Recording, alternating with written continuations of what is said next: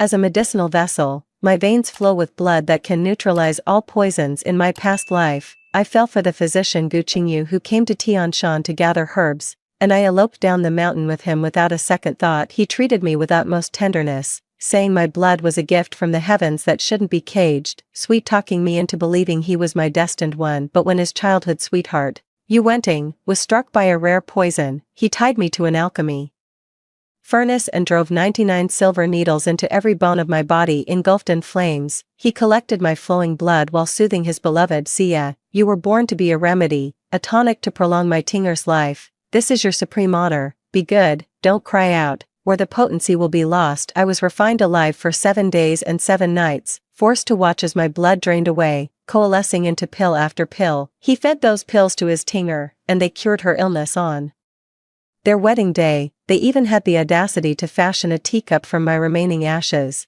They drank from it daily, parading their so-called eternal love for all to see. Given a second chance at life, I found myself back on the very day we were to elope. Gu Qingyu waited for me at the foot of the mountain, but I turned and walked into the cavern of 10,000 poisons. I offered myself to the monster, corrupted by miasma and rumored to devour human flesh and blood. 1. The agony of flames searing my skin felt branded into my very soul. 99 silver needles pierced my entire body, channeling my blood toward the furnace's core. Gu Qingyu stood outside the furnace, holding a long jade ladle, gently stirring my gradually melting flesh within the cauldron. Yu Wenting leaned against him, her face pale and pitiful. Qingyu, her screams are so agonizing, I'm scared. Gu Qingyu held her tighter, his voice softer and more tender than I had ever heard. Don't be afraid, Tinger, this is the honor of being a medicinal vessel. Hush, close your eyes, it will be over soon. He looked at me again, his brow slightly furrowed. Sia, stop crying out, it will affect the potency of the medicine. My throat was already too hoarse to scream, reduced to nothing but a guttural, mournful rasp. I looked at him,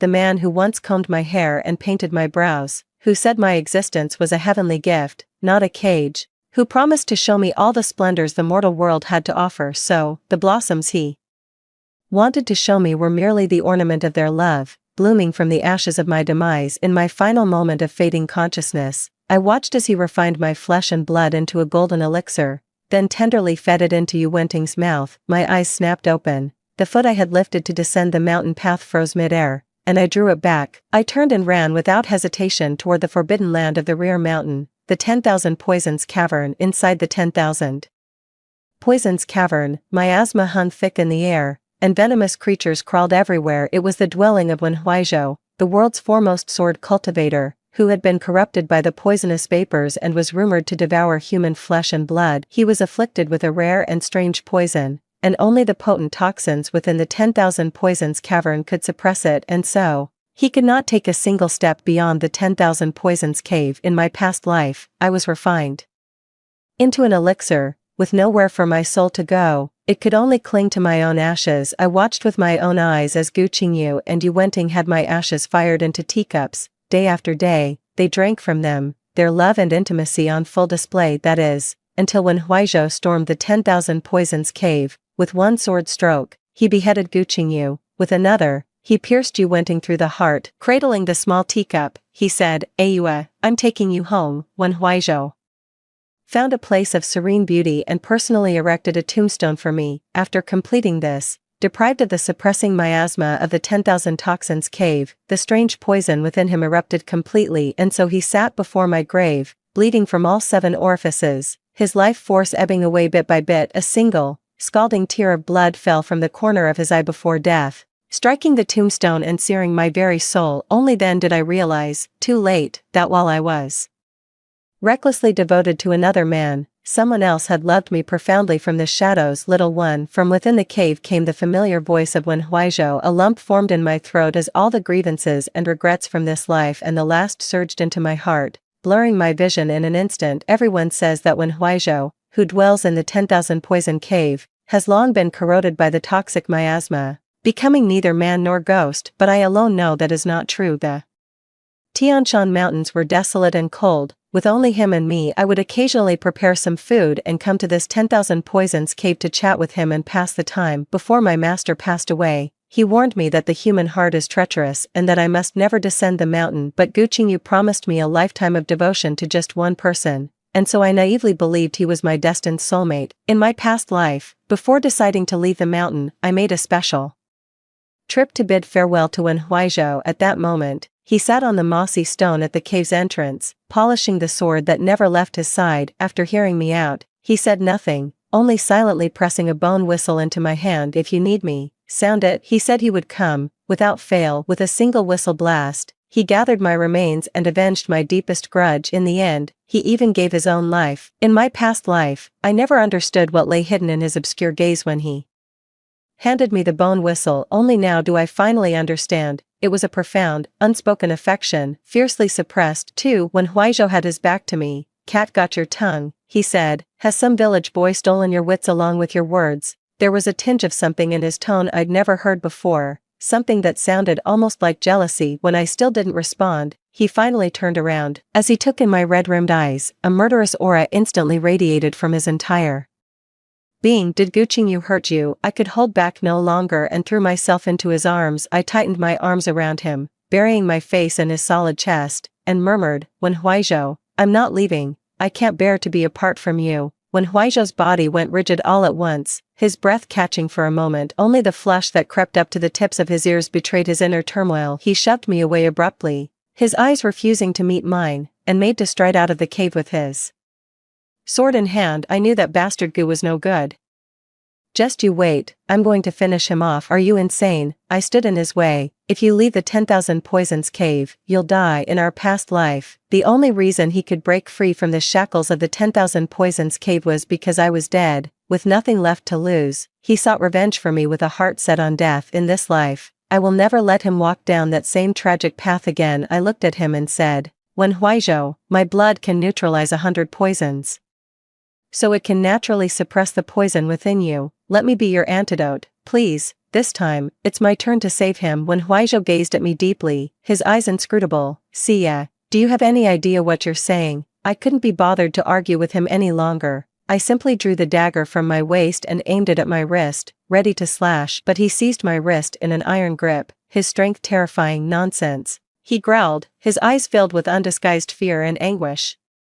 "If harming you is the price to cure my poison, I'd rather rot in this den of venom for the rest of my life." Some wish to drain me of my blood, while others treasure me as if I were a precious jewel, unwilling to let a single harm befall me. My eyes grew hot again, and I asked him with a choked voice, "Then how can I cure your poison?" When Huaizhou fell silent for a long while, his gaze drifted from my face, down to my lips, and finally settled on my hand, which was clutching his sleeve tightly.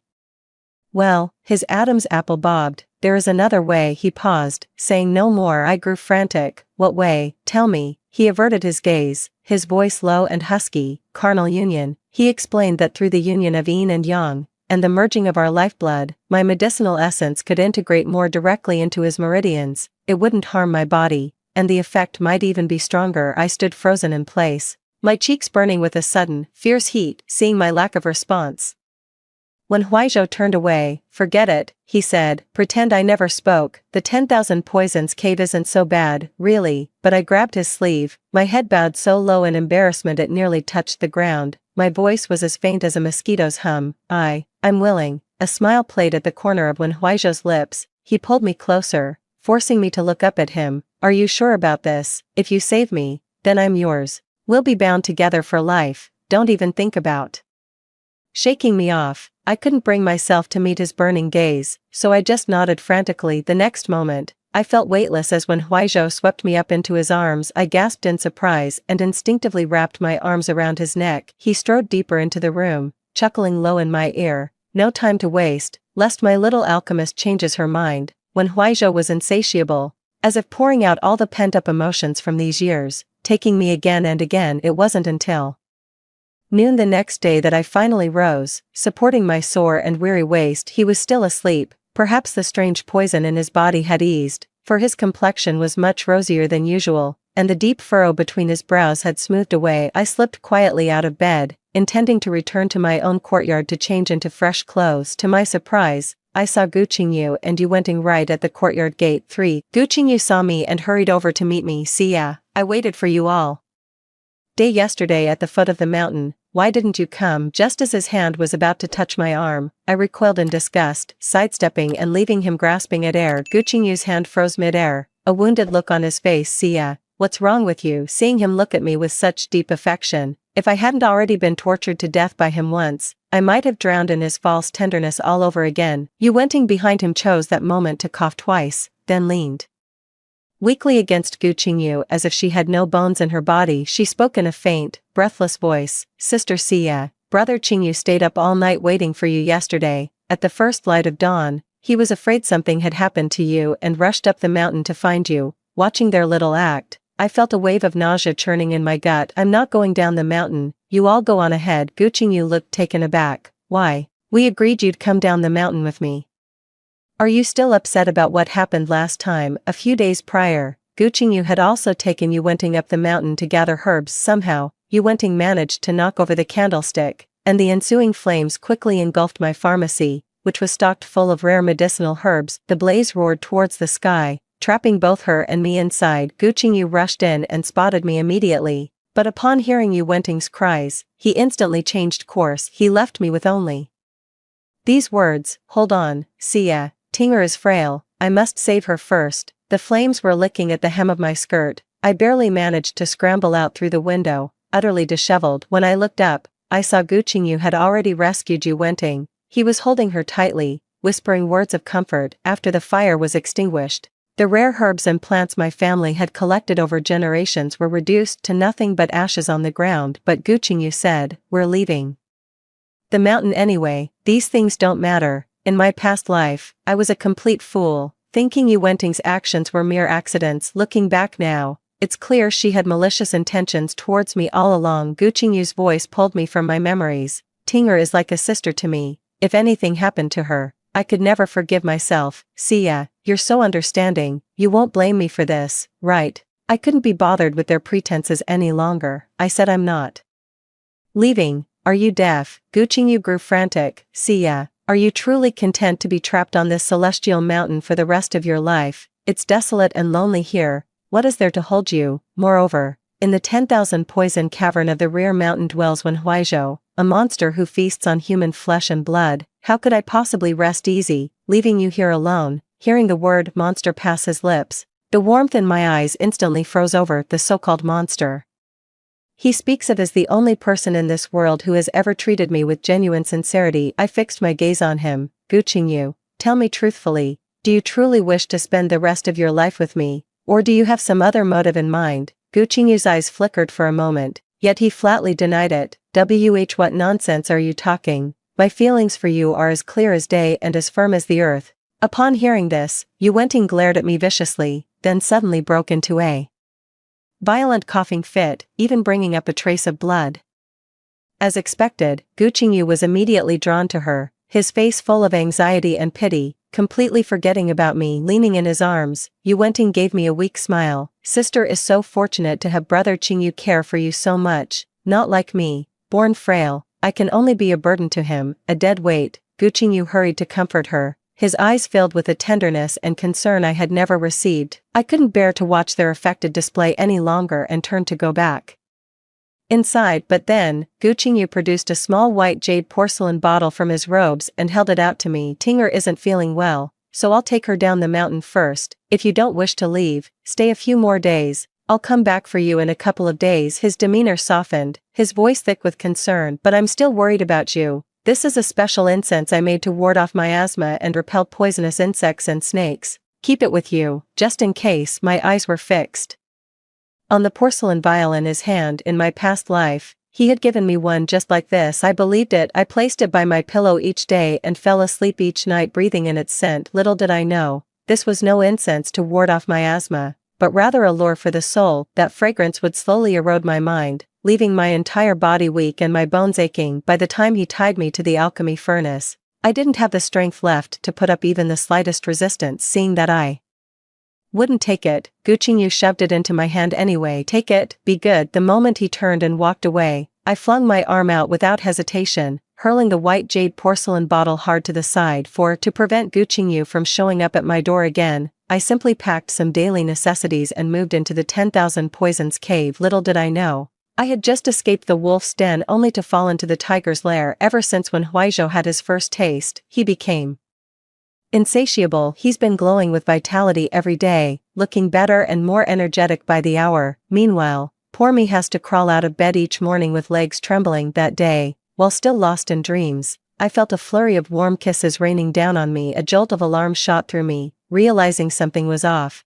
I rolled off the bed with a frantic lurch just before he could pin me down. My old hen back in the yard said she's laying an egg today. I'd better go check on her. I made up a flimsy excuse, grabbed my clothes, and threw them on. When Huizhou propped himself up on his elbow, watching me from the bedside, his dark eyes held undisguised disappointment. "All right," he said, "come back early." I mumbled an agreement and fled in a panic. Just as I reached the gate of my small courtyard, a figure darted out from nowhere and seized my wrist. "Sia, where have you been these past few days? I've been looking for you for ages." Gu Qingyu had dark circles under his eyes and a frantic expression. He grabbed my arm, urging, "Let's get down the mountain now. We can't waste any more time." My heart skipped a beat as I suddenly remembered, this very day in my past life was when Yu Wenting's condition took a turn for the worse. I eyed him warily, forcefully shook off his hand, and put 3 paces of distance between us. Gu Qingyu gritted his teeth, the gentle facade on his face beginning to crack. His eyes were filled with anguish, yet his voice remained tender. "Sia, Tinger, she's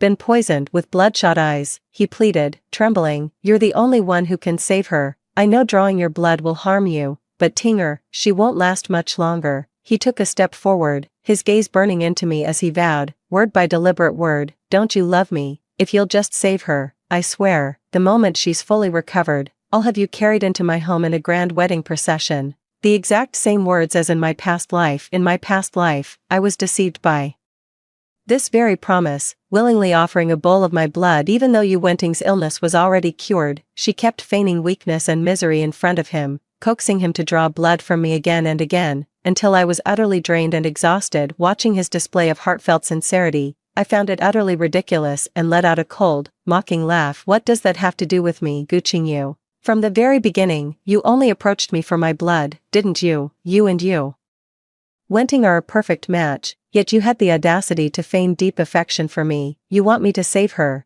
In your dreams, Gu Qingyu's mask of hypocrisy shattered piece by piece, revealing the monstrous truth beneath. "Yu, I had intended to be gentle with you," he sneered with a sinister grin, "but since it's come to this, don't blame me for what happens next." Before the words had fully left his mouth, he suddenly flung a handful of white powder toward me. My heart seized with terror. I held my breath and stumbled backward in haste, but a faint trace still managed to reach my nostrils. The world spun violently. I felt all my strength drain from my body, my vision went black, and I plunged completely into darkness. When I opened my eyes again, the first thing I saw was that familiar alchemical furnace, the very one that had burned me for 7 days and 7 nights. How could this be? Even after being reborn into a new life, I've still ended up here. A boundless despair instantly swallowed me whole. Creak, the door to the dark room swung open, and Gu Qingyu entered, holding a row of silver needles. He walked up to me, picked up the longest one, and gestured with it over my heart. "Sia, don't blame me.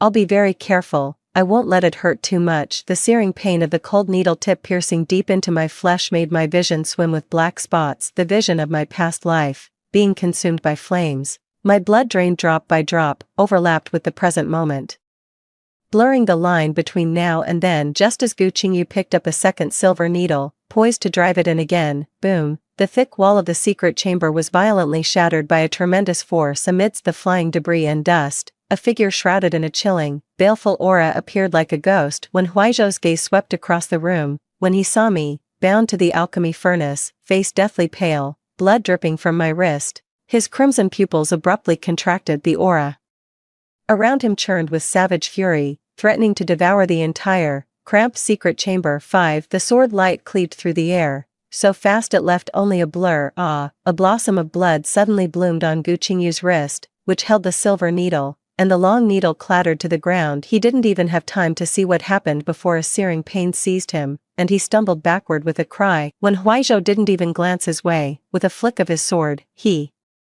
effortlessly severed the chains binding me. The cold iron links shattered one by one.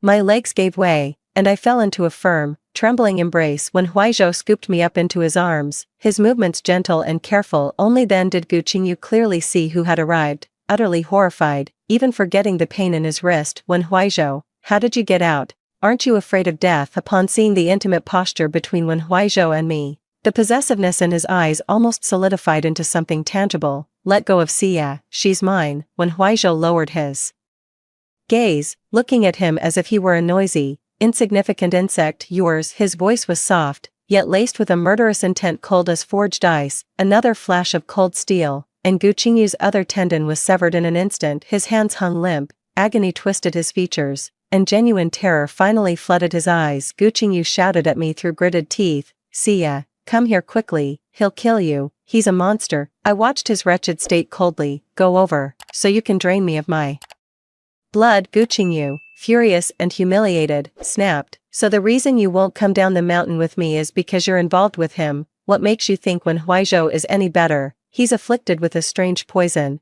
Isn't he getting close to you for your blood too? Seeing my indifference, he forced that sickeningly tender look back onto his face, his voice dripping with a nauseating sweetness. Xia, I only need a little, just a drop of blood. Once Tinger is well, I'll marry you.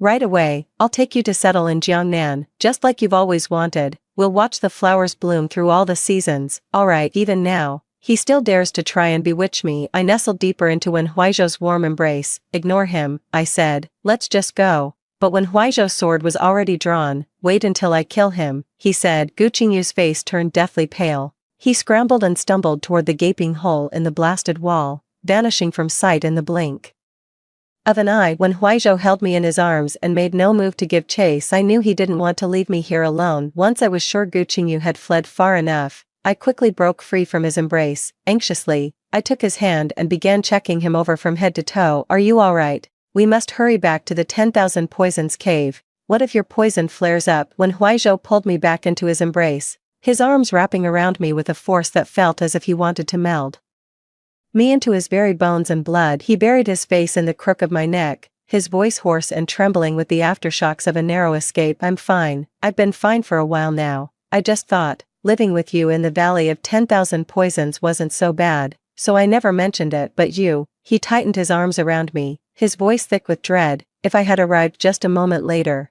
I don't even want to think about what would have happened. This man, who fears nothing, not even his own death, is trembling now. For me, a heart suspended for 2 lifetimes finally settled back into place at this moment. I patted his back gently, soothing him, and in doing so, soothing myself. Back at the 10,000 Poisons cave, when Huizhou fetched clean water without a word, dampened a cotton cloth, and began carefully wiping away the bloodstain from the silver needle's puncture over my heart. A gloom so thick it seemed impenetrable was etched between his brows. Does it hurt? He finally asked, his voice gravelly and strained. I shook my head, took his cool hand, and pressed it against my cheek. It doesn't hurt anymore. I had been far too lenient when I severed Gu Qingyu's tendons. I leaned in and kissed the corner of his tense lips. A flicker passed through his gaze, the harshness in his eyes softening into tenderness. I changed the subject. How did you find me? When Huizhou released me, took my hand, and pointed to the red thread he had tied around my wrist. At some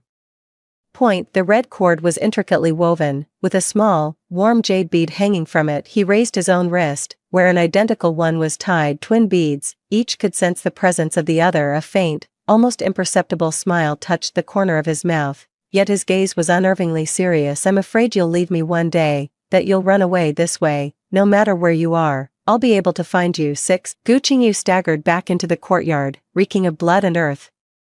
Utterly disheveled, the excruciating pain in his wrist, sharp enough to feel like it was shattering, made his vision swim with black spots. Seeing him, Yu Wenting hurried out to meet him, her face etched with anxiety. She grabbed Gu Qingyu's arm and demanded without preamble, "Where is Du Xia's blood? Did you get it?" Gu Qingyu's eyes darkened, and his brow furrowed tightly. She showed not a shred of concern for the state I was in. Seeing he didn't respond, Yu Wenting gave him a shake, which jostled Gu Qingyu's injury. Gu Qingyu sucked in a sharp breath. Only then did she notice his limp, hanging hands and the shocking bloodstains on them. The urgency on Yu Wenting's face instantly turned to horror, her voice rising to a sharp pitch. "Qingyu, your hand, what happened to your hand?" Gu Qingyu's face was deathly pale, his voice thick with resentment. "When Huizhou," He severed the tendons in my hand and took Du Xia away. When Huizhou, Yu Wenting's voice shot up an octave. How could Du Xia have left with him? What about me? What about my poison? Gu Qingyu couldn't make sense of it either. Du Xia was as innocent as a blank sheet of paper.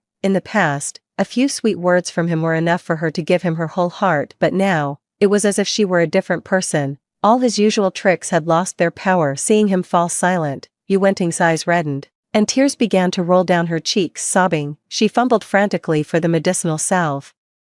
As she bandaged Gu Qingyu's wound, her voice choked with tears. Brother Qingyu, it's all my fault. If it weren't for me, you wouldn't have gotten hurt like this. I want to take good care of you, Tinga really does, but I'm poisoned now. I can barely take care of myself. My heart is willing, but my strength is failing. She wiped her tears, her eyes glinting with venom. It must be when Huizhou using some sorcery to bewitch Sister Xia. She's always been so innocent, she wouldn't know the first thing about such wicked, underhanded tricks. Lifting her tear-filled eyes, she gazed pitifully at Gu Qingyu. Brother Qingyu, I'm sure Sister Du Xia still has feelings for you. She's the only one who can save me now. Could you please go and talk to her again? Her words perfectly soothed the frustration and doubt churning in Gu Qingyu's heart. Yes, that must be it. How could Du Xia, who loved him so deeply, just stop loving him like that? The memory of the icy look Du Xia gave him at the end stirred up another wave of irritation in his heart.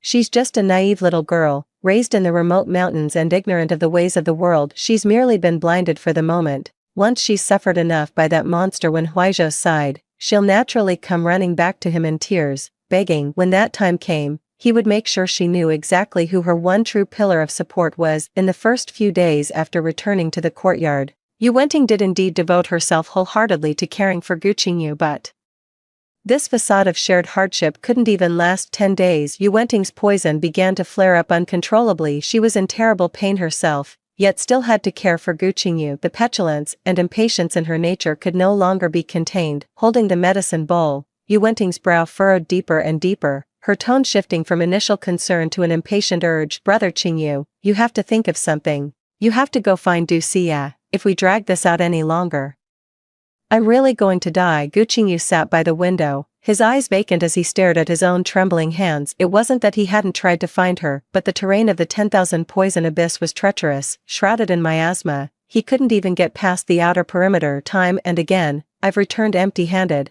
only to end up in a sorry state. Seeing him remain silent for so long, Yu Wenting's voice grew shrill. Say something. Are you just going to stand there and watch me die?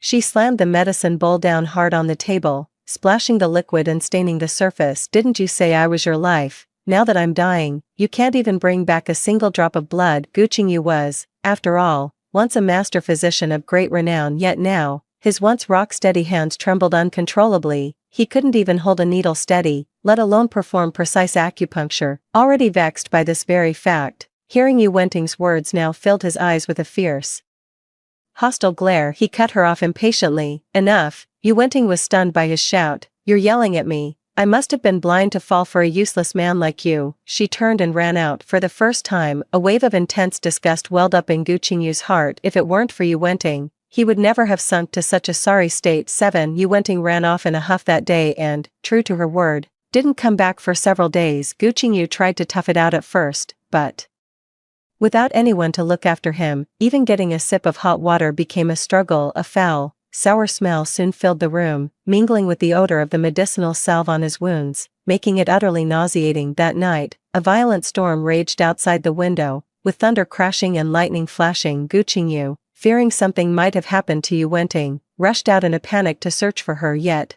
after scouring all the places she might have gone, there was still no sign of her. Just as he was on the verge of giving up, he spotted Yu Wenting's figure outside an unfamiliar mansion. She was holding an oil paper umbrella, smiling radiantly as she spoke to the man beside her. He recognized the man. It was Dr. Jingxian, who was always at odds with him and constantly trying to one-up him. Watching the two of them walk hand in hand into the courtyard, Gu Qingyu felt a surge of rage. A burning sense of betrayal made his entire body tremble. He crept silently to the base of the wall and pressed close to a half-open window. The lamplight from inside the room cast shifting shadows on the papered window. Immediately, the faint rustle of fabric could be heard from within, mingled with Yu Wenting's coy, breathless protests, and soft gasps. Gu Qingyu's mind exploded, his reason shattered. He violently shoved open the half-closed door, his eyes blazing red as he stared at the intimate pair inside. "What are you doing?" Yu Wenting was startled by his wretched appearance, and her face immediately twisted into an expression of undisguised disgust and impatience. "How did you find this place? You're like a bad penny that keeps turning up." Gu Qingyu was trembling with rage, pointing a finger at her, but he couldn't even form a complete sentence. You, all of you." Yu Wenting rolled her eyes and shrank closer to Jing Xian. "What's wrong with us, Gu Qingyu? I only put up with your pathetic act because I thought you could save me. Turns out you really are worthless, now. Your hands are useless, you're a broken man. Did you really think I'd stay with such a pathetic creature?" Brother Jing Xian said he has a way to save me, so stop being an eyesore and get the hell out of here. Gu Qingyu's eyes bulged with rage. With a guttural roar, he tried to lunge forward, but now, he was nothing but a helpless cripple, too weak to even wring a chicken's neck with a single contemptuous gesture. Jing Xian pinned him firmly to the ground. He dragged Gu Qingyu outside and flung him harshly into the icy mud outside. The rain poured down in torrents, and thunder rumbled. Leaning against the doorframe from his position of superiority, Jing Xian wore an undisguised sneer. "Gu Qingyu, take a good look at yourself now. Don't you look just like a stray dog?" He paused, his voice dripping with the smugness of a victor. "Get lost, Tinger belongs to me now." Icy rain lashed against Gu Qingyu's face, mixing with mud and leaving him utterly disheveled. A throbbing pain shot from the ruined tendons in his wrist, yet it was nothing compared to the agony tearing his heart apart. For Yu Wenting, he exhausted every scheme, even going so far as to destroy Du Xia, the woman whose heart and eyes held only him. Yet in the end, he himself became nothing more than a used-up piece of trash, discarded without a second thought. How utterly ridiculous! Through the curtain of rain, her face, Du Xia's face, appeared before his dazed eyes once more. It wasn't that cold, resolute face, but the girl from the early days on Tianshan Mountain, the one who would blush at his every word, who would foolishly offer up all her most treasured possessions to him. Ha, ha ha! Gu Qingyu lay sprawled in the muddy water, a broken, rasping laugh escaping his throat. As he laughed, his tears began to fall, mingling with the rain. Remorse, like a venom, instantly seeped into his very bones and blood. When Huaizhou's poison had been completely cured, yet for some reason, he stubbornly lingered in the 10,000 Poisons cave, refusing to leave. He had the gall to call it sentimental, claiming, "This is where we pledged our love, it holds special meaning." Then one day, as I was crouched at the cave entrance feeding a passing wild rabbit, he drifted up silently behind me. The poor creature, happily munching away, was startled and vanished in the blink of an eye. "That's mine, it's eating." When Huaizhou said, his tone sharp, I was baffled. "How are the wild berries on this mountain suddenly yours?"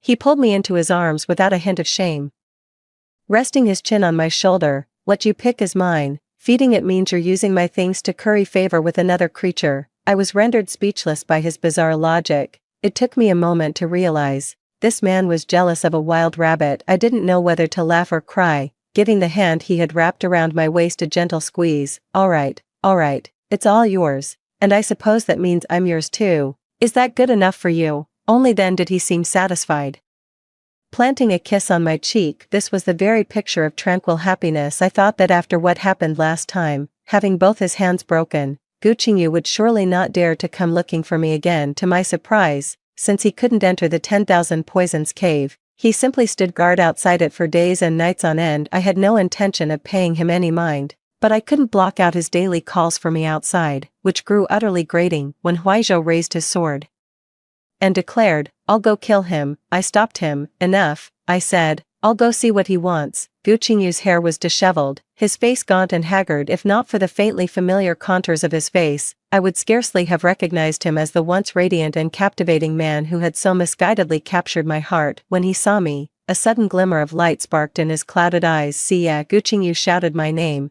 scrambling and stumbling as he lunged toward me. When Huaizhou instantly rose to his feet, shielding me, his entire demeanor turning icy cold. Gu Qingyu shuddered, yet he still refused to leave. His knees buckled, and he dropped straight down, kneeling directly in my direction. "Xia, I was wrong, I know I was wrong." He wept bitterly, tears and snot streaming down his face. "I was used by Yu Wenting. I lost my head for a moment. I regret it, but I truly love you. Please, forgive me, won't you?" He looked up, appearing utterly wretched and pathetic. I walked past When Huizhou stopped in front of Gu Qingyu and looked down at him, regret, I let out a soft, utterly mirthless laugh. Is it regret for what you did to me, or regret for the miserable state you've ended up in? Gu Qingyu, stop pretending, search your heart and ask yourself this: if you had succeeded back then, if you had used my blood to save you Wenting, would you have felt any remorse? No, you wouldn't have. Your regret has never been about the wrong you committed, never about hurting me or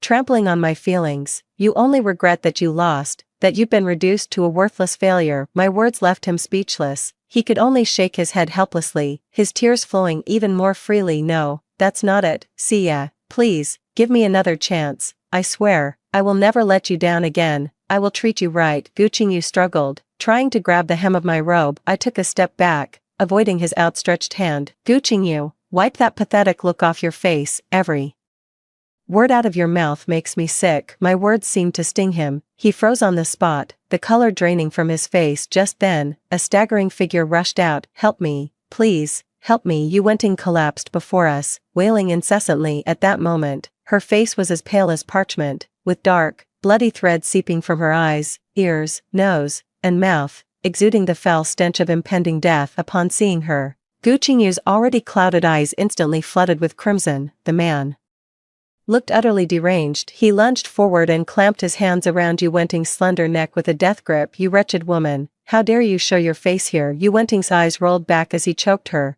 ragged gasps tearing from her throat while her hands clawed frantically at the air. Brother Qingyu, I was wrong. Xing Xian lied to me. He has no way to save me. She forced the words out with immense difficulty, tears mingling with blood streaming down her face. You, please beg.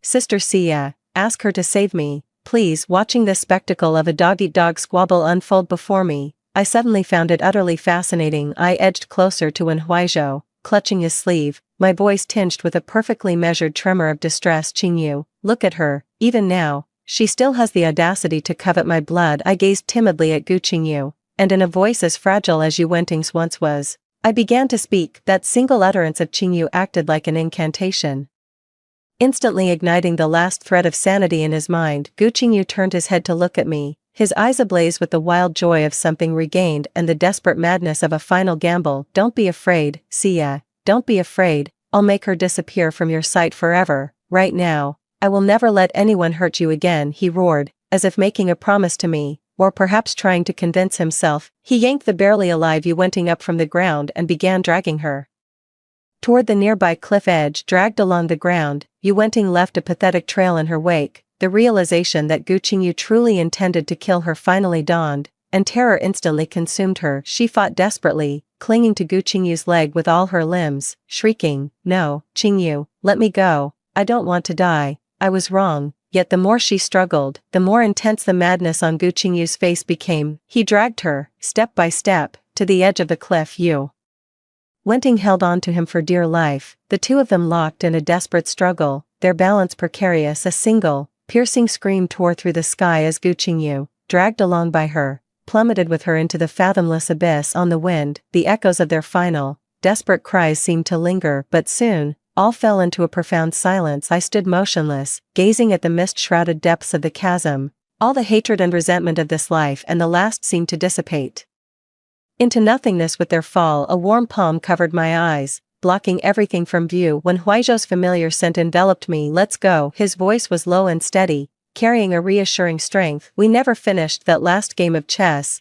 Don't even think about trying to weasel out of it this time. The past is but a prologue, and the story between Wen Huizhou and me has only just begun. The end. That's the end of the first story. Don't go away. The next one is even better. On my way home for the new year, I refused an auntie's request to switch seats with me. She actually spread a rumor in front of everyone on the train, asking how a young girl could afford a first-class ticket. She claimed the money must have come from selling her body. I was about to argue back when the train's announcement system suddenly blared, calling for medical personnel. A child had gone into cardiac arrest and needed urgent help. I'm a doctor, and my immediate thought was to rush to the rescue, but to my shock, the older woman grabbed me tightly and wouldn't let go, insisting, "Where's the attendant? This woman is smoking on the high-speed train. Arrest her." Because of her false accusation, the child missed the critical window for resuscitation. By the time I finally got there, The little one was already gone. The middle-aged woman shamelessly insisted she was right, saying, "So what if someone died? It just frees up a seat so we can switch spots."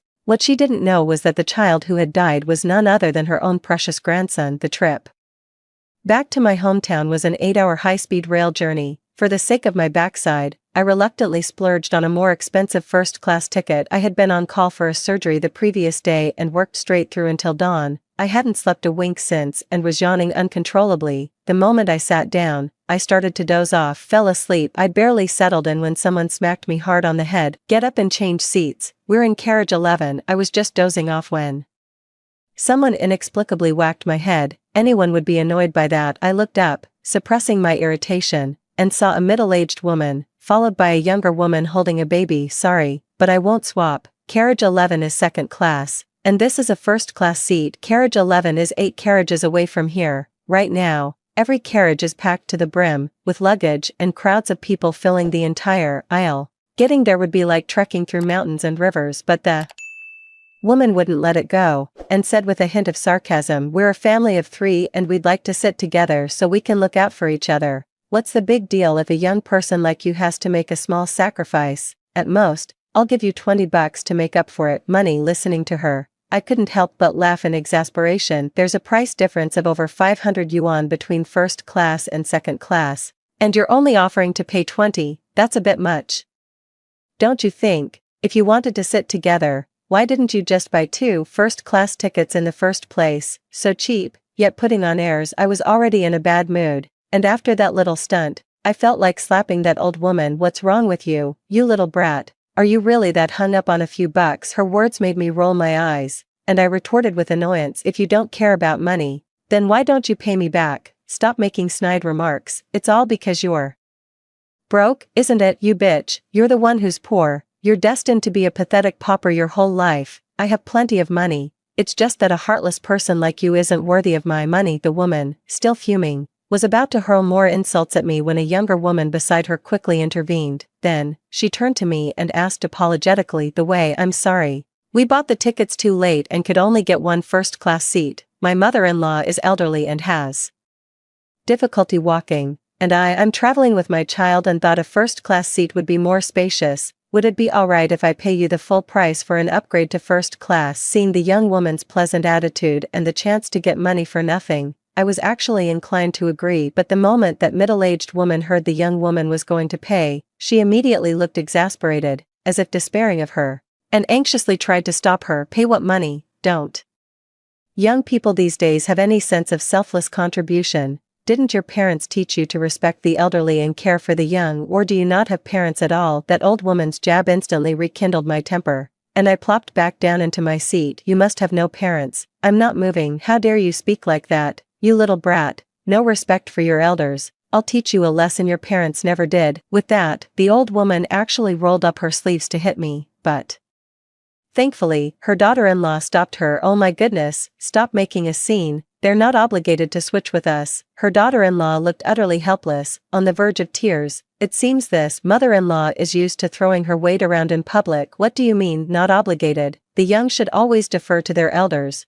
What's the point of them living otherwise? If every young person was as selfish as she is, wouldn't society just fall into chaos?" Seeing this unreasonable woman making a scene, I couldn't be bothered to argue with her, so I called for the train attendant. But who would have thought? Instead of backing down when the attendant arrived, she played the victim and made the first complaint. "Attendant, look at the kind of people you're selling tickets to. Even on the bus, young people offer me their seat. Your high-speed rail sells tickets at such high prices, and you don't even screen the people buying them. Sort this out for me right now, or I'll file a complaint against you." The flight attendant, who had been mistaken for a waiter, visibly grimaced. Nevertheless, she checked my ticket and patiently explained to the older woman, saying, "Ma'am, no one is obligated to switch seats with you. She purchased her ticket and has the right to her assigned seat. Please understand." Unconvinced by the flight attendant's explanation, the woman became even more unreasonable and demanding. She pointed her finger right in the attendant's face and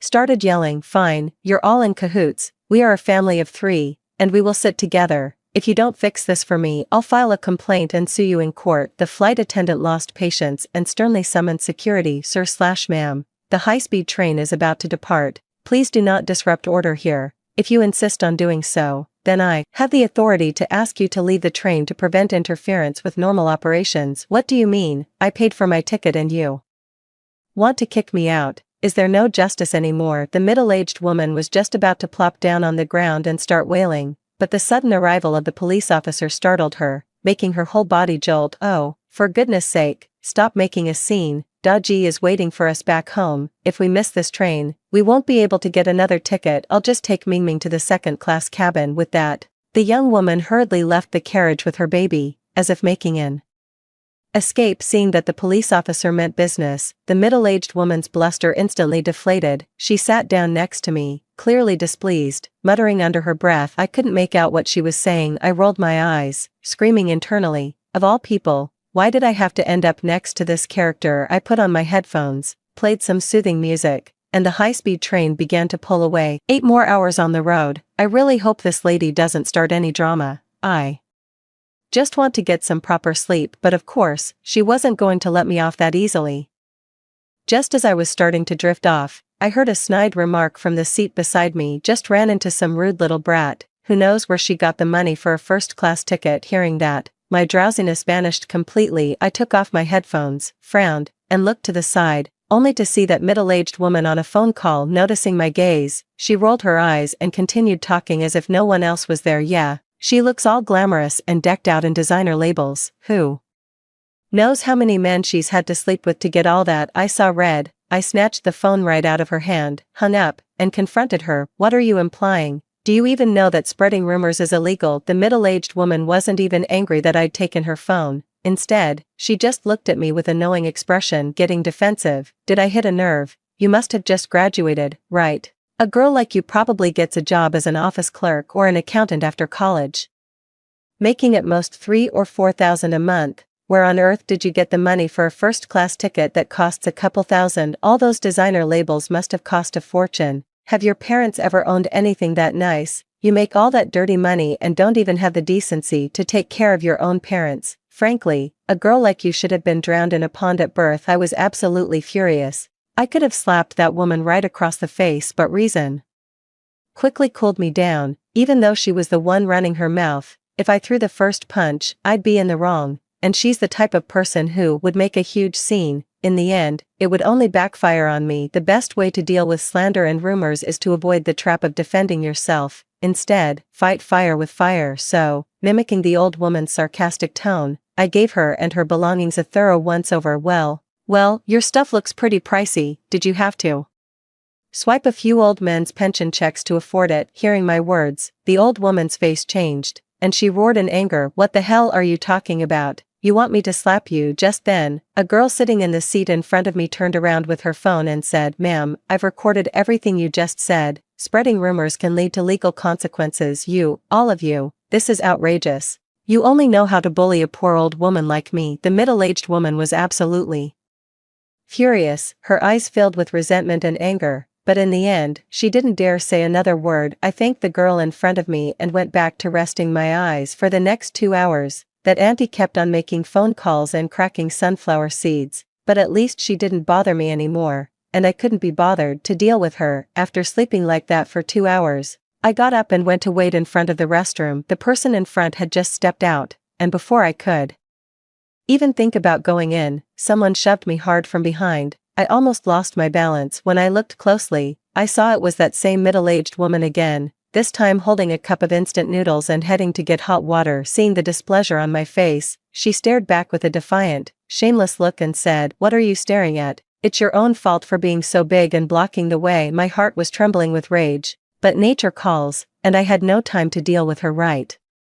then. As soon as I entered the restroom, I placed my bag on the vanity. Suddenly, a plume of smoke billowed out from inside the bag. I was startled. I opened the bag and found a lit cigarette lying inside, though I had no idea when it got there. "What's going on?" I screamed in terror. "I don't smoke at all, and there wasn't even a lighter in my bag. How could there be a lit cigarette inside?" There was no time to think. The tissues, fabric, and other flammable items in the bag were already on fire. I tried to douse it with water, but that only produced thicker, denser smoke. Soon after, The smoke alarm in the restroom began blaring loudly. The next second, the high-speed train started to decelerate noticeably before coming to a complete stop. Then, a loud banging on the door started. "Are you smoking in there?" Smoking on a high-speed train is illegal and can lead to criminal detention in serious cases. "Please open the door and cooperate with our investigation." "What the hell is going on?" I was on the verge of tears. I quickly opened the door to find the flight attendant standing there with a stern expression. "I honestly have no idea how cigarettes got into my bag.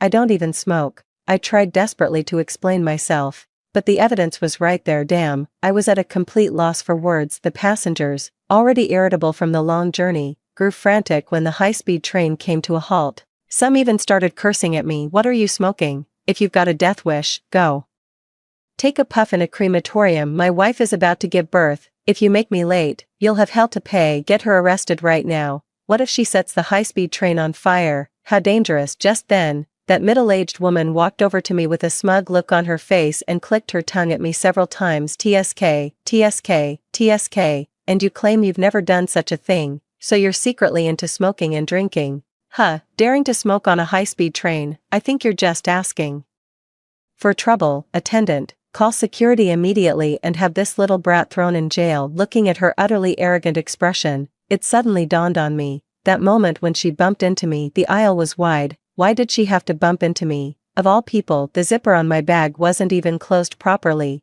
It would have been easy to slip something inside. With that thought, my face darkened, and I turned to speak to the flight attendant. "I suspect someone is setting me up. I demand to see the surveillance footage." The flight attendant nodded and prepared to take me to the crew room to review it. Just as expected, the middle-aged woman panicked and said in disbelief, "There are cameras on this train, of course. For the safety of all passengers, there are surveillance cameras in every carriage. Please come this way, ma'am." Before the attendant could finish speaking, the woman suddenly blocked the train door. As if to cover up her own guilt, her voice suddenly grew much louder. "What's the point of checking the cameras? This little brat is just stalling for time. The evidence is clear as day. You need to arrest her right now. Get up." "Look, ma'am, whether I'm innocent or not will be clear as day once we check the security footage. The way you're trying to stop me makes it really hard not to think that you're somehow involved in this." I narrowed my eyes, sizing her up from head to toe, which made her visibly uneasy, but she still held her head high and shouted defiantly, her mouth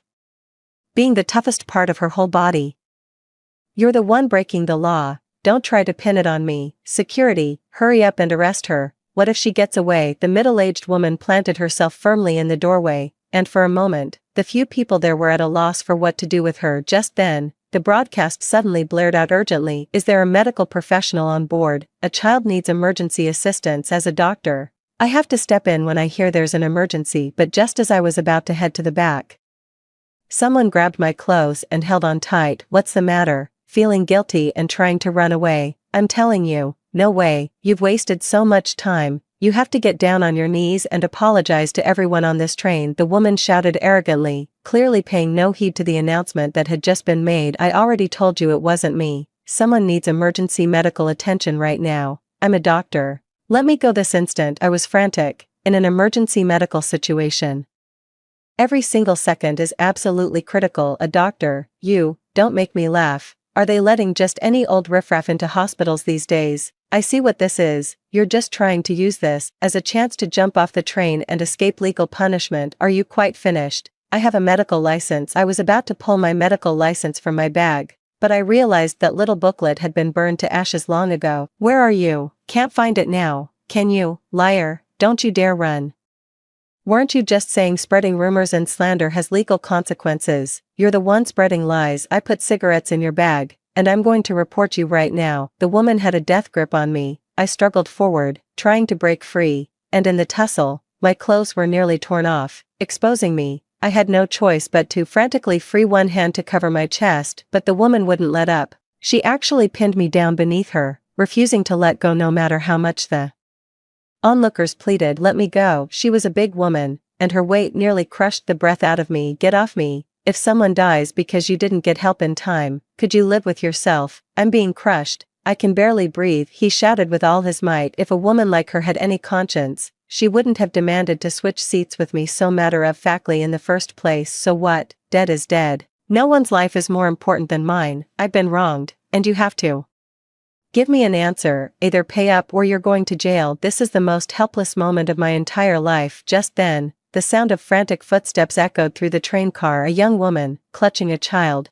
came running towards us, tears streaming down her face. A doctor, is there a doctor here? Please, someone help my son, he's dying. I strained to lift my head and look, and what I saw nearly made my jaw drop. Wasn't this woman the daughter-in-law of that older lady? So, that would mean the child needing emergency care was that older lady's grandson. Sure enough, the weight on me vanished instantly, followed only by a heart-wrenching scream from behind. My grandson, how can this be my grandson? Someone help, please, save my grandson. The elderly woman sprang up, rushed over, and snatched the infant from the young woman's arms. Gasping for breath, I struggled to my feet, leaning heavily on a nearby chair, and said, "Put the child down on the floor and let me have a look." But the old woman acted as if she hadn't heard a thing, clutching her precious grandson. She was hopping from foot to foot in a panic, crying out over and over, my boy, wake up, how is your granny supposed to live without you?" It was as if she believed she could shout him back to consciousness. I yelled urgently, "Put the child down on the ground, now, stop shaking him like that, you're going to kill him."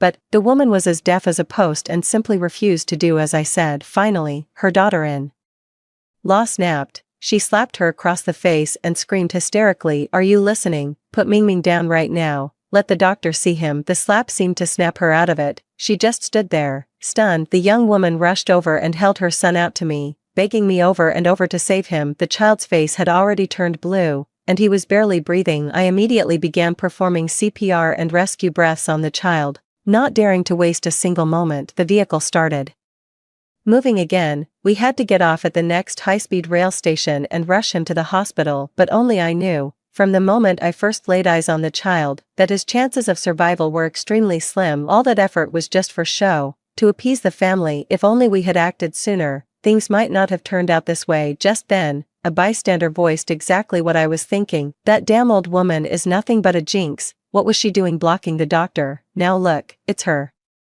own grandchild who's paying the price. My grandson is on the table now. Are you happy yet?" The old woman still didn't seem to think she had done anything wrong and stubbornly continued, "How was I supposed to know it would turn out like this? It's all this bitch's fault. If she hadn't set fire to her medical license, I wouldn't have been unaware she was a doctor. It's all her fault. If my grandson isn't cured, I'll make you pay." From the moment she boarded, she kept making disruptive noises in the carriage. Then, with that classic case of the thief crying "Stop thief," she had already stirred up public outrage. Before long, everyone in the carriage was hurling insults at this woman, berating her until she cowered in a corner, trembling. Not a trace of her earlier arrogance remained. Time ticked by. The next stop, which should have been just 10 minutes away, was delayed because the woman falsely accused me of smoking. More than 10 minutes. The child's little face had gradually turned from ashen to a purplish black, and not even the faintest trace of a breath could be detected. We finally arrived at the high-speed rail station and were quickly transferred to the nearest hospital. But just as I had feared, despite performing uninterrupted CPR and rescue breathing from start to finish, I couldn't bring him back. "Come on." The doctor at the hospital examined the child's condition, shook his head, and sighed. "It's too late. If only they had brought him in sooner or started CPR earlier." The young woman collapsed to the ground as if struck by lightning, her eyes brimming with tears of utter despair. Watching her in that state sent a sharp pang of anguish through my heart. She shouldn't have had to endure this. There was still hope for the child. I let out a long sigh and was just about to leave when I heard the woman's heart-wrenching scream, "My grandson, wake up, my dear grandson. Don't you leave your grandma behind." The old woman was weeping bitterly when she looked up and saw me. Her eyes suddenly blazed with intense hatred. "Is it because you, this wretched woman, didn't do everything you could to save my grandson that this happened to him? He was our family's precious golden boy. You killed him. I want you to pay with your life." With that, the woman charged at me like a madwoman, trying to hit me. Fortunately, she was promptly stopped by the hospital security guards. Seeing her in that state, I just felt utterly drained and exhausted. "It was you who kept stopping me. If you had let me get him emergency care sooner, your grandson wouldn't have died. You're the one who killed him. You're the murderer," I said, enunciating every word. Deep down, the woman knew the truth perfectly well, but she just refused to admit it. Shifting the blame onto someone else was, for her, the only right choice. She tried to lunge at me, but the next second, her daughter-in-law flew at her like a madwoman, and the two of them started brawling. "It's all your fault. Why did you have to grab that doctor and not let her leave? Now look.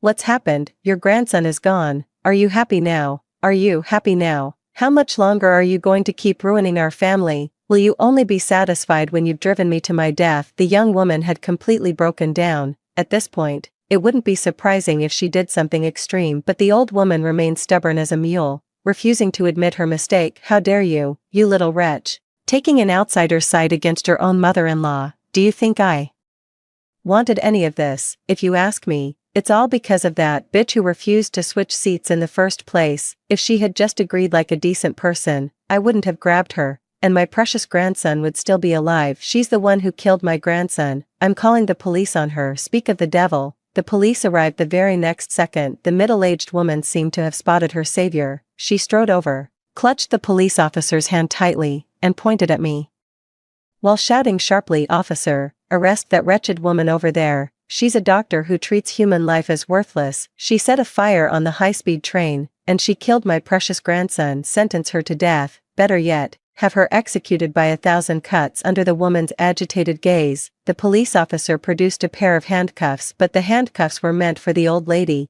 "Why are you arresting me? I'm a law-abiding citizen." "I am," the old lady cried out in shock. "We just reviewed the surveillance footage from the high-speed train and found that you lit a cigarette and placed it in that lady's bag, which forced the train to make an emergency stop. Your actions have seriously endangered public order and the safety of others' lives. You're coming with us. Get in the car." The police officer barked sternly. "No, it wasn't me. I didn't do it. You've got the wrong person, you bitch. It's all your fault, you bitch. I'll kill you." The middle-aged woman, now resembling a vengeful wraith from the abyss, lunged at me with claws bared, as if to tear me limb from limb, but she was no match for the police. In a matter of moments, she was subdued, handcuffed, and taken away to face the full force of the law. I went to the police station to give a statement, and I was completely exhausted watching the young woman's lonely figure walk away. I wanted to offer comfort but couldn't find the words. In the end, I left quietly and boarded another high-speed train home. I had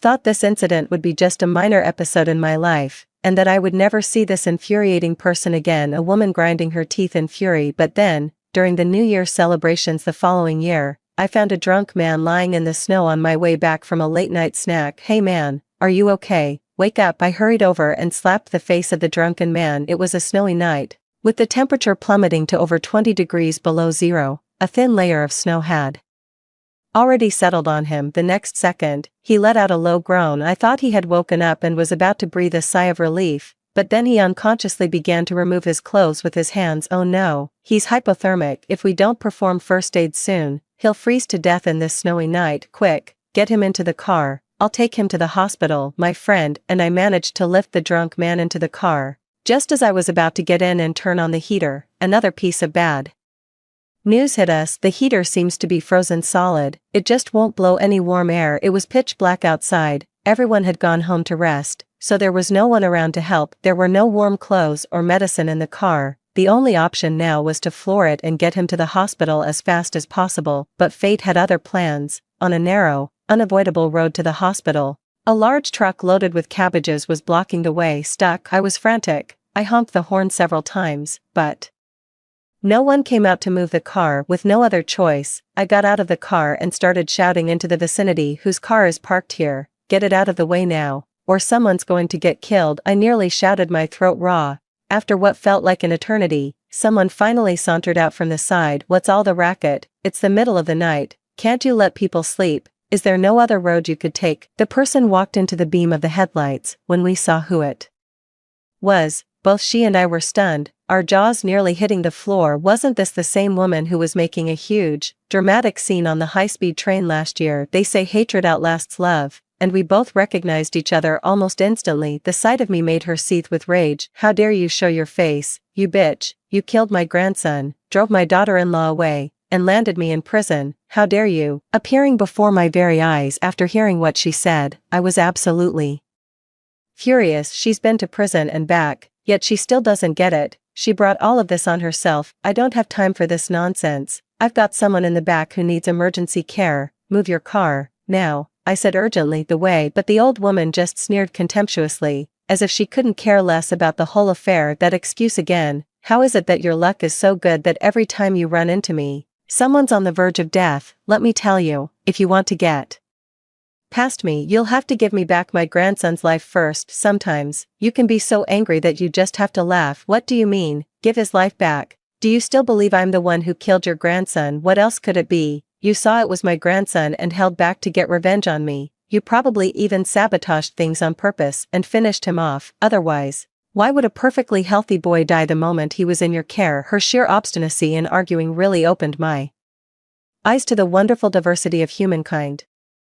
Your grandson was never in good health to begin with. He has a congenital heart condition and should have stayed in the hospital for a while, but you people insisted on taking him out. Fine, I don't want to argue about this anymore. Could you please just move your car right now? There's literally someone behind my car who's dying. If you don't believe me, come and see for yourself. I opened the door and beckoned the woman over to take a look, but she stood her ground, unmoving, her eyes filled with disdain. I'm not going over there. For all I know, the moment I step closer, you'll bundle me into a car, kill me, and dump my body somewhere. People like you are full of nothing but wicked schemes. Suddenly, her eyes darted around, and she continued, fine, I'll move the car, but you have to compensate me. That includes the death compensation for my grandson, my lost wages for the year I spent in jail, and my emotional distress damages, also, the bride price for my son to remarry. I'm not asking for much, just 1 million from you. Give me the money, and I'll leave right now. I was utterly stunned. Even a lion wouldn't have the nerve to ask for that much. You must be out of your mind.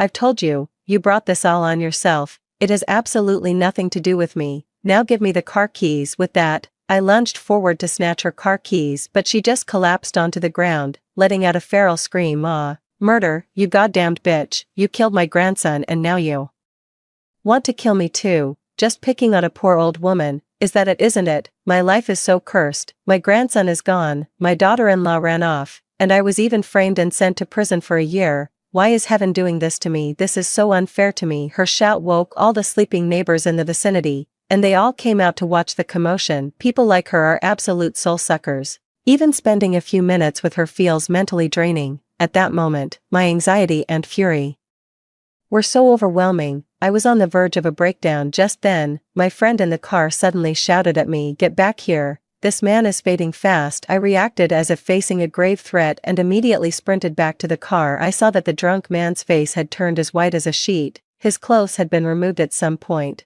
leaving his bare torso exposed. I frantically rubbed his skin with my hands, trying to generate some warmth, all the while whispering words of encouragement in his ear. "Buddy, stay with me. Don't you dare fall asleep. Think of your wife and kids, think of your parents, they're all waiting for you back home." I don't know if my words got through to him, but his eyelids suddenly twitched. My heart leaped with hope, and I immediately doubled my efforts, rubbing his skin more vigorously. Suddenly, he mumbled something, his lips moving. I quickly leaned in to listen. Don't save me. What kind of nonsense is that? There's nothing in this world you can't get through. Snap out of it. We're almost at the hospital. Open your eyes, I shouted in desperation, rushing forward to pry his eyelids open. Then, in the very next second, a single tear traced a path down from the corner of his eye. My son is gone. My wife left me. My whole life has been tormented by my mother. I'm in so much pain. I really can't go on living. I didn't understand what he meant by that. I only knew his voice was growing fainter and fainter. "Hey, wake up. Don't fall asleep, no matter how loudly I screamed." It was all in vain. His arm slowly fell, and there was not a sound or sign of life left. I knelt on the back seat, staring blankly at the scene before me. Just then, that woman came over again, muttering disdainfully, "Keep up the act. Why don't you? You're no doctor, you're an actor. Let's see if there's really a dead body in your back seat." Confident of her victory, she reached into the back seat and slapped the man across the face, but the next second, she seemed to see something utterly horrifying. Her whole body trembled violently, as if a motor had been installed in every single bone. Daji, she cried out a name in disbelief. Before I could even process what was happening, she had slumped to the ground, wailing, "Daji, how can it be you? Daji, my son, please, wake up." Everything happened so suddenly that I was left standing there, frozen and at a complete loss. At this, the neighbors who had gathered to watch the commotion all rushed forward. Seeing that the victim was someone they knew, they anxiously shouted at the elderly woman, "Auntie, hurry up and move that car so we can get Daji to the hospital." But the old woman was just like last year on the train car, holding her son as if she'd lost her mind, doing nothing but wailing, my son,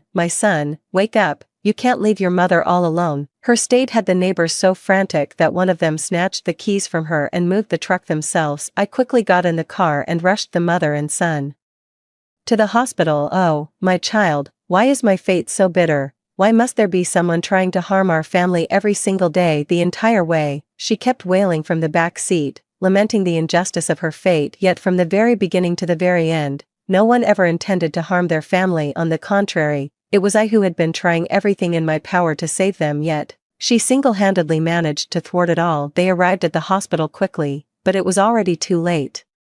The man's hypothermia was so severe that there was no chance of saving him. The older woman was wailing her heart out at the entrance to the emergency room. Now, exhausted from crying, she had slumped down in the corner. Just then, the young woman arrived. A year had passed, and her face was gaunt and haggard, as if she had aged a decade. She stood at the operating room door, gazing at the body of the man she once loved. Her thoughts were unreadable, her face expressionless, and her eyes dry as if to mask her own guilt and shame. The older woman grabbed her former daughter-in-law by the hair and began screaming at her. "It's all your fault, you wretched woman. If you hadn't left my son, he wouldn't have been out drinking alone, and he wouldn't have been left outside to freeze to death. I'll kill you." The young woman stood there as if her soul had left her body, motionless and unresisting as the older woman attacked her. I couldn't stand to watch any longer. I rushed forward and desperately pulled them apart, finally unleashing the fury I'd been holding back. "Are you done yet? Last year, you stopped me from saving your grandson, and then you blamed me. This year, you're still stopping me from going to save your son,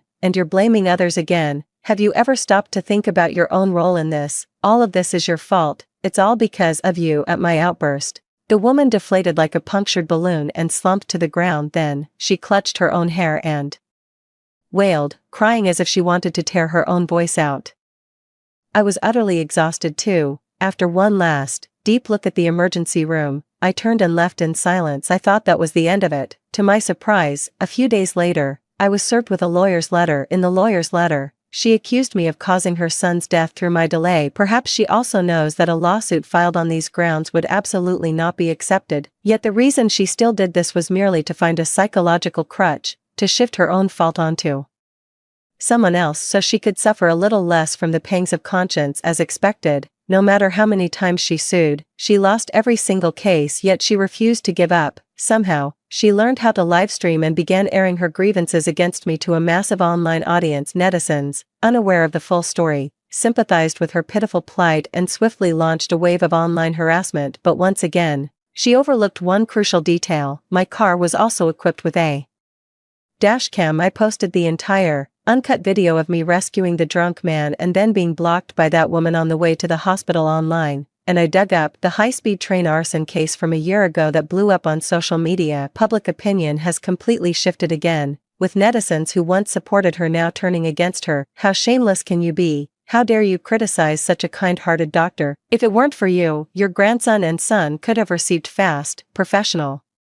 medical care. But you ruined everything. You're the one who is responsible for their deaths. If I were you, I'd be so ashamed I'd have jumped off a building by now. How can you bear to live in this world and still have the nerve to smear the doctor's reputations here?" She was quickly flamed online to the point of getting her account banned, and the courts even refused to accept any of her lawsuits regarding the matter. After that, I finally had a bit of peace and quiet for a while. I swallowed my anger and looked up to see who it was, finding a middle-aged woman, with a younger woman holding a baby following behind her. A young woman stabbed her former mother-in-law to death before jumping from a building to her own death. I was stunned for a long time after reading this news. Do you ask if I have any regrets? I have none. Healing the sick and saving the dying is my calling. Even if I had to do it all over again, I would exhaust every possible means to attempt a rescue. Yet, I feel a profound sense of injustice and anger for that poor family of 3. They should have had a happy family and a bright future. I hope in their next life, they get everything they wished for. Story 2. The year Fu Qingyi's family went bankrupt, she and Xin Yanbai got married. In the 3rd year of her marriage to Xin Yanbai, the man took a mistress. He said the girl was naive and innocent, utterly simple, loving fine food, beauty, and him. So Xin Yanbai strapped Fu Qingyi to an operating table, intending to Implant her with an embryo that belonged to him and his mistress. Chingy, be good, don't you love children? Zhiyun wants to have a child with me. She's a young girl who cares about her figure, so you can carry the baby for her. Afterwards, it will be our child. Fu Qingyi stared at the man before her with red-rimmed eyes, her voice trembling. Shen Yanbai, have you lost your mind? What do you take me for? A breeding tool for you two adulterers. The operating room lights were so blinding that Fu Qingyi couldn't keep her eyes open, her wrists raw and bleeding from the leather belt Shen Yanbai had used to restrain her, yet none of that physical agony could compare to the ache in her heart. The man before her was her childhood sweetheart, the one who had promised to love her forever since they were young. Even 3 years ago, when the Fu family went bankrupt, her father lay in the ICU fighting for his life in desperate need of a kidney transplant, and everyone in their social circle mocked her as a fallen princess. Shen Yanbai hadn't shown up for 3 days. She thought he had abandoned her too, but 3 days later, he was wheeled out of the operating room alongside his father. Was the Shen Yanbai from back then and the one standing before her now truly the same person? Qingyi, stop this. Shen Yanbai crouched down, his fingertips reaching for her cheek, only for her to suddenly bite down on his finger. Shen Yanbai frowned slightly, letting her bite down with all her might, until the flesh was torn and bloody. The man's tone was coaxing, as if Fu Qingyi was just throwing another tantrum. Feel better now? If not, you can bite my other hand. Qingyi, Zhiyun is sensitive to pain and still just a girl. What's the harm in letting her have her way? Besides, even if you're unwilling to bear a child, the Fu family still needs an heir. Fu Qingyi let out a sudden, bitter laugh, tears streaming down and splashing onto the surgical consent form. Shen Yanbai, you like children, I know. Shen Yanbai straightened up, his tone turning colder as if scolding her for being unreasonable. You told me years ago you wanted 2 children, one like you and one like me. Now Zhiyun is pregnant. Can't you just do this for me? Do this for you? Fu Qingyi dug her nails into her own flesh, the sharp pain the only thing keeping her mind clear. Why didn't you bother asking if I'm willing? She cares about her figure, so I'm just supposed to suffer in her place. The operating room door swung open, and a doctor in a white coat walked in, holding the anesthesia consent form. Shen Yanbai took the pen and held it before her. Sign here, it's general anesthesia, you'll be fine when you wake up. Fu Qingyi suddenly turned her head and sank her teeth into his wrist, using every ounce of her strength, as a heavier, metallic taste of blood exploded on her tongue. She heard him grunt in pain. Qingyi. He shook his hand as he stumbled back, the last trace of tenderness in his eyes shattering completely. Don't make me force you. Fu Qingyi was on the verge of madness, convinced that Shen Yanbai had lost his mind too. She shouted at the man she once loved deeply, aren't you forcing yourself on me right now? Shen Yanbai, however, turned a deaf ear, his face cold. He took the anesthetic syringe from the doctor and moved toward her. Qingyi, you'll feel better when you wake up, stop making a fuss. His tone was flat and unfamiliar. It was as if the Shen Yanbai who once loved her had never existed. Seeing this, Fu Qingyi felt a wave of despair rise from the depths of her heart. She absolutely refused to become Shen Yanbai's breeding machine. She struggled desperately, her mind consumed by the single thought of escaping this nightmare. Just then, Shen Yanbai's phone rang abruptly. He glanced impatiently at the caller ID, and his previously stern expression instantly softened, a hint of tenderness flickering in his eyes. He quickly answered the call, his voice gentle. Zhiyun, what's wrong? Zhiyun's frail sobbing came through the line. Yanbai, my stomach hurts, it hurts so much, I want to see you, I need to see you right now. Her voice was thick with a coquettish whine, dripping with boundless grievance. Shen Yanbai instinctively glanced at Fu Qingyi, who was strapped to the operating table with tear-streaked cheeks. After a moment's hesitation, he soothed, darling, just a moment, I have something to handle here, I'll be right over as soon as I'm done. No, you come right now. Zhiyun was relentless, if you don't come, I'm in so much pain I don't know what to do. Shen Yanbai looked at the anesthetic syringe in his hand and ultimately gave in. He shot Fu Qingyi a fierce glare, as if blaming her for her lack of cooperation, then slammed the anesthetic syringe back onto the tray and hurried towards the operating room door. Just before exiting, he didn't forget to turn back and instruct the anesthesiologist, keep an eye on her for me. Wait until I get back. Fu Qingyi watched his retreating figure, feeling completely drained as tears welled up uncontrollably. The anesthesiologist stood to the side, watching the chaotic scene unfold before him, his heart filled with conflict and helplessness. He was acutely aware of the complex entanglements behind this farce and dared not act on his own authority. He could only stand there helplessly, his gaze flickering towards Fu Qingyi from time to time, yet never daring to take any further action. After a long while, Fu Qingyi came to her senses, summoning her strength despite her frail state. She used her still trembling hands to undo the leather strap restraining her wrists. With each buckle she loosened, the bruised, purplish skin beneath throbbed with fresh pain. She staggered to her feet, her legs weak and unsteady, nearly collapsing to the ground. Leaning on the operating table, she inched her way toward the door of the operating room. Stepping out of the operating room, the world outside was still brightly lit and bustling with people, yet none of it seemed to have anything to do with her anymore. Utterly devastated, she slid down the wall into a crouch, unable to suppress her low, choked sobs. After crying for a long while, she pulled out her phone with trembling hands and began searching through her contacts for that number, so familiar, yet now so strange too. After finding the number, she took a deep breath and pressed the call button. The call connected, and a low voice came from the other end. "Miss Fu, what brings you to call me all of a sudden?" Fu Qingyi bit her lip, trying to keep her voice steady. "How about we make a deal?" "A deal?" The other party chuckled softly. "Interesting, Miss Fu, aren't you and Xinyan the picture of marital bliss, and now you want to make a deal with me? Tell me, what kind of chips could you possibly offer that would interest me?" Fu Qingyi tightened her grip on the phone, her voice laced with hatred. There was a brief silence on the other end of the line, followed by a meaningful laugh. "Miss Fu, it seems you're truly backed into a corner this time, but you should think carefully. Are you really willing to be so ruthless to your own husband?" "He is not my husband." By the end, her voice was choked with emotion. "Good," the other party replied readily. "I'll trust you this once. However, I need time to verify the authenticity of the information you've provided. Once I've confirmed it's accurate, I'll act immediately." "I hope you won't let me down, Miss Fu." "I won't," Fu Qingyi said resolutely. "I'll get you what you need as soon as possible." After hanging up the phone, Fu Qingyi leaned against the wall and closed her eyes. She knew she had embarked on a path of no return. Her confrontation with Xinyan was only just beginning. Fu Qingyi returned home. She didn't turn on the lights, simply sitting on the sofa until Xinyan came back. He still carried the scent of that peach perfume Zhuyan always wore. Seeing Fu Qingyi sitting in the dark, he paused for a moment before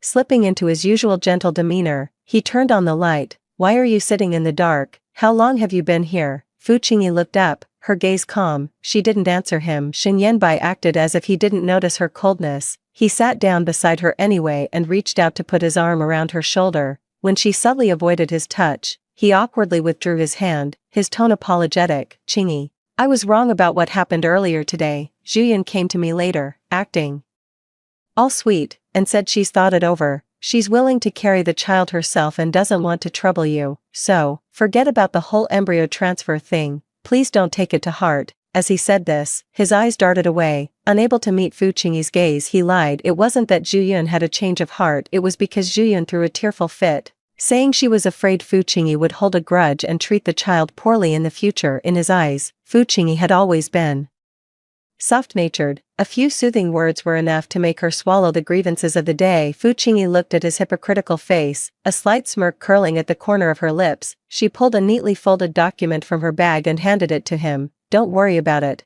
I happened to pass by a jewelry store this afternoon and took a liking to a set. The sales associate said I needed your signature to place the order. Take a look." Her tone, as expected, didn't raise any suspicion in Xinyan. In the past, whenever Fu Qingyi wanted jewelry, she had always asked him in the same docile, gentle manner. After all, the Shen family had more than enough money for such things. He didn't even bother to unfold the document. After a cursory glance at the words agreement form on the cover page, he simply pulled a pen from his suit's inner pocket, signed his name, and handed it back to her. With a smile, he ruffled her hair and said, "If you like it, buy it. My Mrs. Shen can have anything she wants." Fu Qingyi took the divorce agreement from them, letting out a cold, silent laugh in her heart. "Hungry?" Xinyan asked, as if trying to make up for his earlier mistake. He stood up and headed for the kitchen. "I'll make your favorite sweet and sour mandarin fish as an apology. Don't hold a grudge against your husband, be the bigger person." As he tied on the apron, he took on a certain warmth,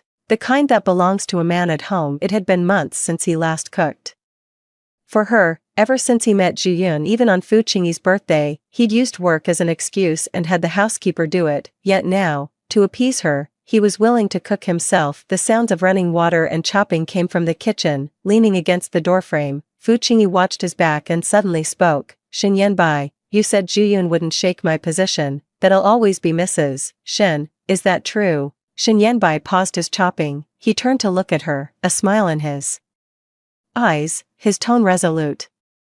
Of course it's true, you are my lawfully wedded wife, even though the Fu family has fallen, no one can replace your place in my heart. Zhu is just a trifle, a little songbird, one tires of such playthings, how could she possibly compare to you, so you'd do anything for me? Fu Qingyi asked again, her voice soft, I'd do anything to make you happy. Shen Yanbai placed the fish into the sizzling oil, his tone ingratiating amidst the crackle. Actually, it's just as well the procedure didn't happen today. I thought about it afterwards and couldn't bear the thought of you suffering. Don't you always tell me how your mother had a difficult labor with your brother, and you're still haunted by it? How could I ever truly let you go through the ordeal of pregnancy? He wasn't lying completely, he genuinely feared something might happen to Fu Qingyi during a pregnancy, even though Zhu was currently the one who pleased him, yet the one he loved most in his heart was always Fu Qingyi. Fu Qingyi stood in place, watching his busy figure, a slow smile curling at the corner of her mouth. The aroma of fish gradually wafted from the pot, a scent she once loved most, but now,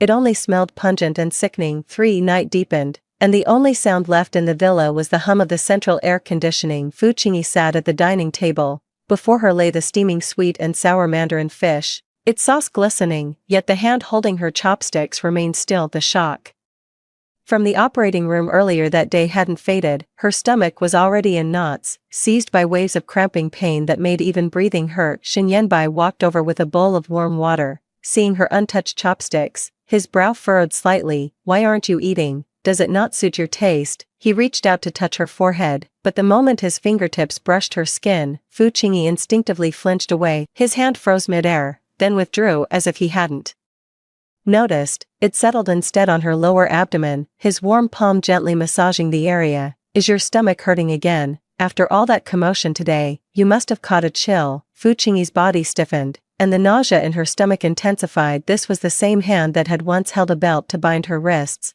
that had forced her compliance with a syringe. Now, resting on her belly, it made the day's cruelty feel like a distant illusion. She suppressed her nausea, keeping her eyes downcast and silent, her lashes veiling the icy chill in her gaze. It wasn't the time to burn bridges yet, the divorce papers weren't finalized, she needed to wait a little longer. Shen Yanbai seemed lost in the tenderness of his own making, rubbing her stomach as he coaxed softly, just bear with it a little longer, I'll make you some millet porridge later, it's good for the stomach. His voice was impossibly gentle. In the past, Fu Qingyi would have been overjoyed to hear it, but now, it just made her feel like she couldn't breathe. Just then, the ringtone shattered the living room's quiet once more. Shen Yanbai pulled it out and saw Zhu displayed on the screen. The softness on his face faded instantly. Frowning, he hit the decline button and explained to Fu Qingyi with a hint of impatience, that girl, she can't even give me peace at night. But no sooner had the words left his mouth than the phone rang again. Still Zhu. Shen Yanbai's expression darkened, his finger hovered over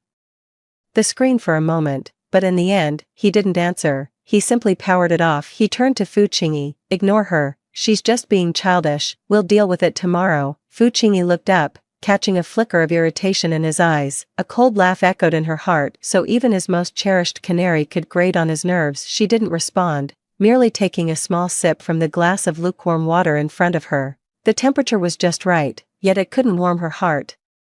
However, the quiet didn't last 2 minutes before another call came through, this time from Shen Yanbai's assistant. This time, he answered without hesitation, his tone far from pleasant. What is it? But as he listened to the assistant's frantic report on the other end, Shen Yanbai's expression gradually shifted. The hand that had been resting on Fu Qingyi's stomach abruptly withdrew. He stood up, his voice frantic. What did you say? Fu Qingyi remained seated, motionless. She could even clearly hear the assistant's anxious voice from the other end of the phone. Mr. Shen, you must come quickly. Miss Su says. She says Madam has been tying you down, keeping you from her on purpose, trying to drive her to her death. She's standing on the edge of the rooftop now, swaying with every gust of wind. Nothing we say can talk her down. Shen Yanbai's breathing grew heavy. He turned to look at Fu Qingyi, his expression complex. There was worry for Zhu in his gaze, but also reproach, as if Zhu desperate act was all Fu Qingyi's fault. Without another word to Fu Qingyi, he snatched his coat from the sofa and strode toward the door. his hurried footsteps leaving not a single farewell in their wake. The front door slammed shut with a bang,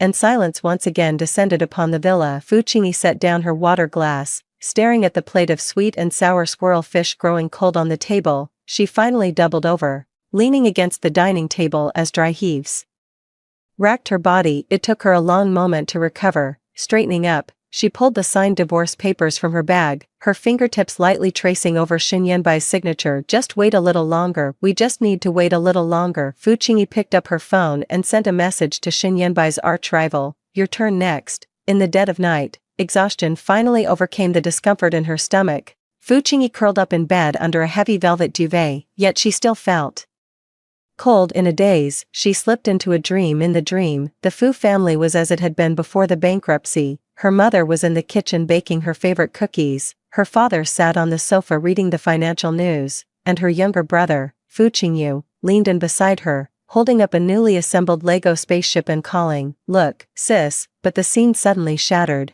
replaced by the glaring red light outside the ICU. Her father lay in a hospital bed covered in tubes, and her little brother clung to her leg, sobbing, "Sis, I'm scared." Then, his figure grew fainter and fainter, until finally, he vanished into a blanket of white mist. Fu Qingyi reached out to grab him, but her hands closed on nothing but cold, empty air. She cried out "Qingyu," and jolted awake from the dream, her forehead drenched in cold sweat. Before she could fully gather her thoughts, the bedroom door was gently knocked. From outside came the hesitant voice of her assistant, "Chen Chao, madam, are you awake, Mr. Shen?" "Mr. Shen has returned.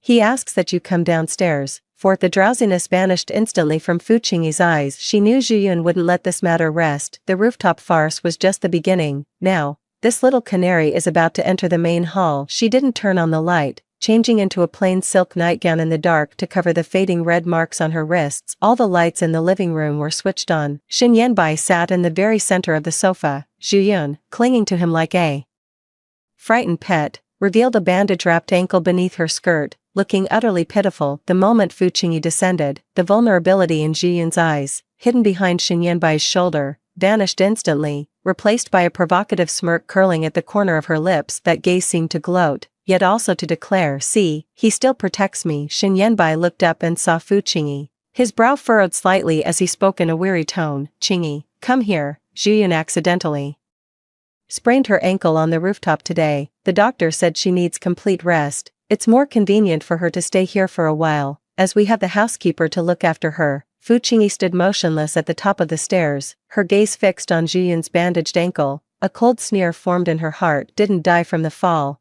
but managed to sprain an ankle first. How thoroughly planned this little act is. Before she could speak, Xin Yanbai continued, "Also, about today, Zhiyun says she didn't mean to cause a scene, she's just terrified of losing me." She was already in a bad mood, and now she's hurt. Just humor her, apologize, and we can put this behind us. Apologize. Fu Qingyi finally spoke. "Xin Yanbai, you want me to apologize to her?" She took 2 steps forward, stopping before the sofa, her gaze fixed directly on Xin Yanbai. "Did I force her to run to the rooftop and threaten suicide? Now she's moving into our home, and you still want me to apologize to her? Tell me, where did I go wrong? Was it by not obediently letting you push me onto the operating table, or by not standing by and watching your child be born inside me?" Frightened by her intensity, Zhiyun shrank back into Xin Yanbai's arms, tears welling up. "Sister, that's not what I meant. I was just so scared. Yanbai is the most important person to me. I can't lose him." As she spoke, her tears began to fall. Xin Yanbai patted Zhiyun's back to comfort her. When he looked up at Fu Qingyi, his eyes held reproach. "Qingyi, Zhiyun is still young. Why are you picking a fight with her? I'm asking you to apologize just so we can have some peace at home. Do you really want to watch us argue every single day?" Peace and quiet. From the day you brought her into the Shen family, this house was doomed to lose its peace. "Xin Yanbai, I'm leaving. You're being utterly unreasonable." Xin Yanbai's patience had finally run out. "I can't be bothered to argue with you. Zhiyun will stay here.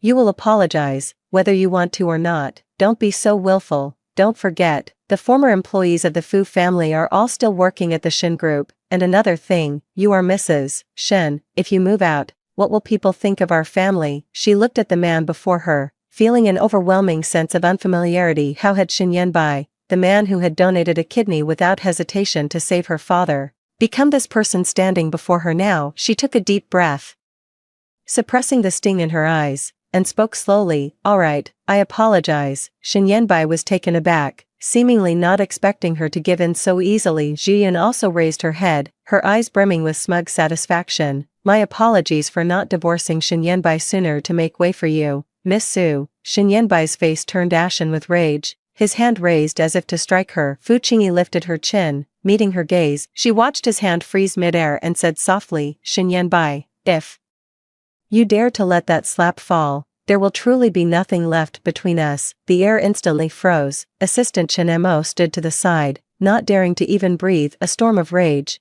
mixed with a hesitation he himself hadn't noticed, churned in Shen Yanbai's eyes. Fu Qingyi simply held her face up to meet his gaze, her eyes devoid of any fear, as if waiting for him to sever the last remaining shred of their bond. After a few seconds of tense silence, he finally lowered his hand slowly. His voice was hoarse, his tone resigned, more like he was trying to convince himself. "Qingyi, must you be so willful? Are you truly satisfied only after turning this home upside down, turning it upside down?" Fu Qingyi repeated the phrase softly, a trace of mockery curling at the corner of her lips. "Shen Yanbai, get this straight, I'm not the one who threw this house into chaos." She didn't look at him again, turning instead to head for the stairs. All she wanted now was to return to her bedroom, to wait for the news from over there, to wait for the day the divorce agreement would take effect. But just as she took a step, a choked sob came from behind her. Zhu Yun's voice was fragile and wounded. "Madam, how can you say that? Yanbai and I are truly in love. I never intended to ruin your family, nor force you into anything.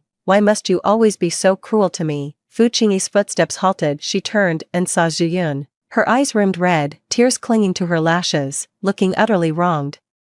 As expected, Shen Yanbai's brow furrowed deeply. He pulled Zhu Yun closer, his tone heavy with reproach. "Qingyi, did you hear that? Zhu Yun meant no such thing. It's you who's always held a prejudice against her. Can't you be more gracious and stop assuming the worst of people?" "Generous?" Fu Qingyi found it absurd. "Shen Yanbai, you're asking me to be generous to a woman trying to steal my husband? To be generous to the person who wants to use me as a breeding tool? Why don't you ask her to be a little more generous to me?" "5, I didn't." Zhu Yun hurriedly defended herself, her voice choked with emotion. "Sister, I truly never intended for you to bear a child for me. That day, Yanbai was just overly worried about me. That's why he said such things. I've already told Yanbai since then, I'm willing to give birth myself, no matter how painful it is. I'm not afraid, I just want to build a home with Yanbai." As she spoke, she reached out, took Shen Yanbai's hand, and placed it on her lower abdomen, her eyes full of longing. "Yanbai, you said it yourself, we'll have a lovely baby, right?" Shen Yanbai's heart instantly softened, looking down at Zhu Yun. His gaze was so tender it could melt, completely forgetting Fu Qingyi's presence beside him. "Yes, we'll have a baby, we have all the time in the world." Fu Qingyi stood rooted to the spot, watching the deeply affectionate scene before her, feeling only a wave of nausea churning in her stomach. After moving into the Shen family villa, Su Zhiyun grew increasingly restless. She was determined to secure her place in high society. To prove she wasn't just a caged canary kept by Shen Yanbai, she meticulously planned a flower-viewing banquet. She invited all the prominent ladies of Beijing's high society, hoping to elevate her own status through this banquet and secure their recognition of her position within the Shen family. On the day of the banquet, the villa's garden was exquisitely decorated. A dazzling array of rare and expensive flowers vied for attention. Zhu Yun, dressed in a haute couture gown with impeccable makeup and a smile on her face, greeted the arriving guests at the entrance. Yet all her eager anticipation came to nothing. Most of the ladies attending the banquet were Fu Qingyi's childhood friends, and their expressions turned sour at the sight of Su Zhiyun. "Miss Su, the flowers in this garden are lovely, but they don't quite measure up to the varieties in the Fu family garden from back in the day. Indeed, it all feels a bit lacking in substance now." Su Zhiyun's smile froze for a moment. Suppressing her inner fury, she forced a smile and said, "You ladies jest, I merely wished to invite everyone over for a bit of lively company." "Lively company, we would like that, but with some people acting like a cuckoo laying its egg in another's nest, it's simply too vexing to watch. How could we possibly enjoy ourselves?" The ladies spoke one after another, each remark laced with veiled sarcasm directed at Su Zhiyun. Su Zhiyun could no longer maintain her facade. Her eyes instantly welling up with tears, she turned and ran back into the villa, throwing herself into Shin Yanbai's arms the moment he returned from work, weeping as pitifully as a rain-drenched pear blossom. "Yanbai, they bullied me, they all bullied me," Su Zhiyun sobbed, dramatically embellishing the words the ladies had said to her. "They even said I'm not as good as Fu Qingyi, that I'm not worthy of being by your side at all." Shin Yanbai frowned as he looked down at the heartbroken Su Zhiyun crying in his arms. He was already harboring resentment over Fu Qingyi's failure to apologize to Su Zhiyun a few days ago. Now, hearing that Su Zhiyun had suffered such a grave injustice, his anger flared up instantly. Shin Yanbai summoned his assistant and ordered, "Go and find a group of young, beautiful women, have each one meticulously dressed up, then deliver them separately to the husbands of Mrs. Li, Mrs. Zhang, and Mrs. Wang. Tell them it's a gift from me." Shin Yanbai, the assistant, was taken aback for a moment, feeling hesitant. Fu Qingyi happened to overhear every word of it. Her face instantly paled. She strode up to Shin Yanbai and said urgently, "Shin Yanbai, you can't do this. Those ladies are my friends. They were only speaking up for me because they felt I was wronged. If you go through with this, you won't just ruin their families, you'll drag yourself into a public scandal." Shin Yanbai looked at Fu Qingyi with a cold, reproachful gaze. "Qingyi, you're being very difficult. Zhiyun has suffered a great injustice, and I'm standing up for her. Not only do you fail to understand, but you're siding with outsiders to criticize me. Why can't you just get along with Zhiyun?" Watching Shin Yanbai's complete lack of moral discernment, a wave of cold despair washed over Fu Qingyi's heart. She knew Shin Yanbai was still holding a grudge over her refusal to apologize to Su Zhiyun days earlier, and was now using this opportunity to vent his displeasure. Fu Qingyi took a deep breath, suppressing the bitter anger in her heart. "Shin Yanbai, just what kind of apology do you want from me? As long as you let me go, leave my friends alone, and stop this self-destructive behavior, I'll agree to anything you say." Shin Yanbai hadn't expected Fu Qingyi to give in so easily. He paused for a moment, then reached out to grip her chin. "You want to know how to apologize? It's simple. At my grandfather's 60th birthday celebration, in front of all the guests, you will personally declare that Zhiyun has every right to stay by my side." 6. Fu Qingyi's body went rigid, her jaw aching from the tight grip. She never imagined Shin Yanbai would say such things or make such a demand. "Shin Yanbai, you've gone too far. Qingyi, you'd better think carefully. Either do as I say, or your friends and the Fu family's former employees will face the consequences." Fu Qingyi's breath hitched. She knew Shin Yanbai meant what he said. For Su Zhiyun, he would stop at nothing to hurt everyone around her. Fu Qingyi was torn apart by an agonizing inner conflict. Just then, Fu Qingyi's phone suddenly rang. She glanced at the caller ID. It was Shin Yanbai's arch-rival, the one she had done business with before, Gu Zian. Fu Qingyi hesitated for a moment, then stepped aside and answered the call. "Miss Fu, I've pretty much finished looking into the matter." A glimmer of hope lit up Fu Qingyi's eyes. She glanced at Shin Yanbai, who was gently comforting Su Zhiyun not far away, took a deep breath, and said into the phone to Gu Zian, "Mr. Gu, please, make the proper arrangements for me that day." Nightfall enveloped the Shin family villa. Fu Qingyi remained alone in the second-floor storage room. This pile held countless memories of her and Shin Yanbai. From their youth all the way through their marriage, she had moved everything out to the garden and found a brazier. Her fingers brushed over the dust-covered objects, each one once a vessel for what she thought would be forever, now just relics of a past that was gone. She picked up a faded photo album. The cover was a picture of them at an amusement park when they were 18. Back then, Shin Yanbai's eyes were bright and clear, his arm around her as he smiled radiantly. On the back of the photo, written in his fountain pen, were the words, "Qingyi, I want to spend every decade with you." Fu Qingyi's fingers paused over the handwriting for a few seconds before she tossed the album into the brazier without hesitation. The flames instantly licked at the paper, the smiling face in the photo quickly curling and blackening before turning to ash. Beside her was a hand-knitted scarf. That was Shin Yanbai's first attempt at knitting. He'd made several clumsy mistakes, and on her birthday, he handed it over with a flushed face. Fu Qingyi had once treasured that scarf like a precious jewel, wearing it every winter, but now, looking at its crooked, uneven stitches, her eyes welled up with tears. She slowly unfurled the scarf and threw it into the brazier. There was also a ring, bought right after they got their marriage certificate back when the Fu family had just gone bankrupt. Shin Yanbai, fearing he couldn't give her enough, bought this rare gemstone at an auction to craft into her wedding ring. The flames in the brazier grew fiercer, Casting flickering light and shadow across Fu Qingyi's face, she tossed items into the fire, one after another, the first lipstick he ever gave her, the puzzle they assembled together, and even the hospital bill she had kept from when he donated a kidney. It was the proof she once held that he loved her. "What are you doing?" A familiar voice called out in alarm. Fu Qingyi turned around and saw Shen Yanbai standing in the doorway. His pupils contracted as he looked at the objects blazing fiercely in the brazier, and he strode forward quickly. Fu Qingyi did not stop her actions, her voice calm. "Some things are no longer needed, out of sight, out of mind." Shen Yanbai grabbed her wrist, his tone urgent and tinged with grievance. "Qingyi, don't be like this, these are our memories, why burn them? We will always be husband and wife. Su Zhiyun is just a passing guest, she poses no threat to your position, don't be so hard on yourself, just a passing stranger." Shen Yanbai, earlier today, you actually considered sending young women to the homes of Manager Li and Manager Zhang, all because their wives spoke up for me, when you were so ready to destroy other people's families for Su Zhiyun's sake. Did you ever stop to think about the immense harm you'd cause? Shen Yanbai tried to defend himself. "I was just speaking in anger. I never truly intended to do that." Speaking in anger, Fu Qingyi let out a soft, derisive laugh. Fu Qingyi no longer wanted to dwell on whether it was just words spoken in anger, or if Shen Yanbai was truly this cold and selfish by nature. The flames in the brazier still danced, casting light on her resolute profile. "Shen Yanbai, stop lying to yourself. What was between us was burned to ashes by your own hands long ago. These things are nothing but the final remnants." Seeing her icy demeanor, a wave of panic, unlike anything he'd ever felt before, surged in Shen Yanbai's heart. He wanted to say something, to pull her into his arms and tell her she was still the one he loved most, but the words died on his lips,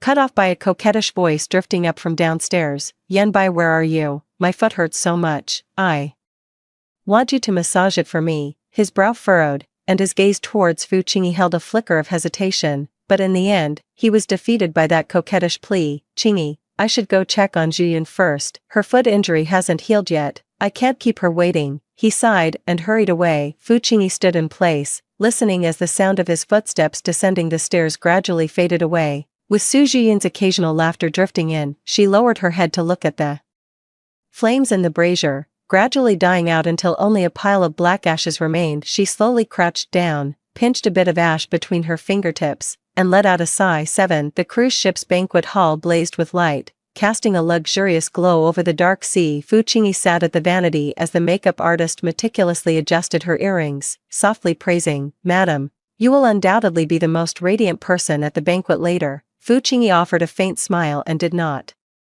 reply. In her heart, she knew this birthday banquet was merely another battlefield. Su Zhiyun would never be content with merely playing a supporting role. Sure enough, no sooner had the words been spoken than the door to the dressing room swung open. Clad in an overly flamboyant strapless dress and teetering on 10-centimeter heels, Su Zhiyun strode directly up to Fu Qingyi. Her eyes were fixed with a predatory glare on the other woman's gown. "Fu Qingyi," she demanded imperiously, "that dress of yours is quite nice. Take it off and give it to me." Fu Qingyi lifted her gaze, her eyes icy. "Miss Su, this is my gown, I have no reason to hand it over to anyone else. What's yours or mine?" Su Zhiyun reached out to grab Fu Qingyi's skirt. "Yanbai said I can use anything from the Shen family as I please. It's just a dress, must you be so stingy?" Seeing this, the makeup artist hurriedly stepped in to mediate, still holding the spare jewelry prepared for Su Zhiyun. "Miss Su, please don't be upset. Your makeup today has warm undertones, which perfectly complement the red dress you're wearing and really bring out your complexion. Madam's gown has a cooler tone, which would actually detract from your beauty." Her intention was to help defuse the situation, but she hadn't anticipated that Su Zhiyun would refuse the goodwill. Su Zhiyun turned and glared at the makeup artist, her eyes filled with malice. "Who do you think you are? How dare you tell me what to do?" Before the words had even finished, she raised her hand and slapped the makeup artist hard across the face. Stunned by the blow, the makeup artist covered her face and stumbled back 2 steps. Her eyes instantly welled up with tears, but she dared not make a sound. In the Shen household, with Shen Yanbai backing her, Su Zhiyun was someone the staff simply couldn't afford to cross. Seeing this, Fu Qingyi shot to her feet and seized Su Zhiyun's wrist before she could lower it. Before Su Zhiyun could react, Fu Qingyi swung backhanded, delivering a slap. The sharp crack echoed through the room, even louder than the previous one. Stunned by the blow, Su Zhiyun clutched her burning cheek, staring at Fu Qingyi in disbelief. Her voice rose to a shriek. Fu Qingyi, how dare you hit me? I'll have Yanbai throw you out of the Shin family and make you kneel to apologize. Kneel and apologize. Fu Qingyi released her grip, her tone dripping with scorn. Su Zhiyun, get your bearings. Do you even know where you are? Today is grandfather's 60th birthday. Every guest here is honoring the Shin family's reputation. This makeup artist is the stylist grandfather personally approved. By striking her, you've slapped grandfather's face. You've insulted the entire Shin family. She paused, her gaze sweeping over the relatives who had rushed to the doorway at the commotion. I hit you today on grandfather's behalf, to teach someone with no manners a lesson, and to uphold the Shin family's dignity. Tell me, who here dares to demand an apology from me for you? Su Zhiyun's face flushed with alternating shades of pale and livid at her words. She wanted to retort, but found she had no grounds to stand on. She felt the weight of the strange, scrutinizing looks from everyone around her. Indeed, within the Shin family, Fu Qingyi was the lawfully wedded young mistress of the house. Just then, Shin Yanbai hurried over. Seeing Su Zhiyun covering her face and crying, and Fu Qingyi standing coldly to the side, he immediately frowned, his tone reproachful. Qingyi, what are you fighting with Zhiyun about now? It's grandfather's birthday banquet. Can't you just let her have her way for once? Su Zhiyun wailed as if her heart were breaking. Yanbai, look, she hit me, and she said I was disrespecting grandfather, but I wasn't. I just wanted a dress. How could she do this to me? Shin Yanbai patted her back to soothe her, then looked up at Fu Qingyi, his eyes full of disappointment. Qingyi, I know you're upset, but Zhiyun is young. How could you hit her?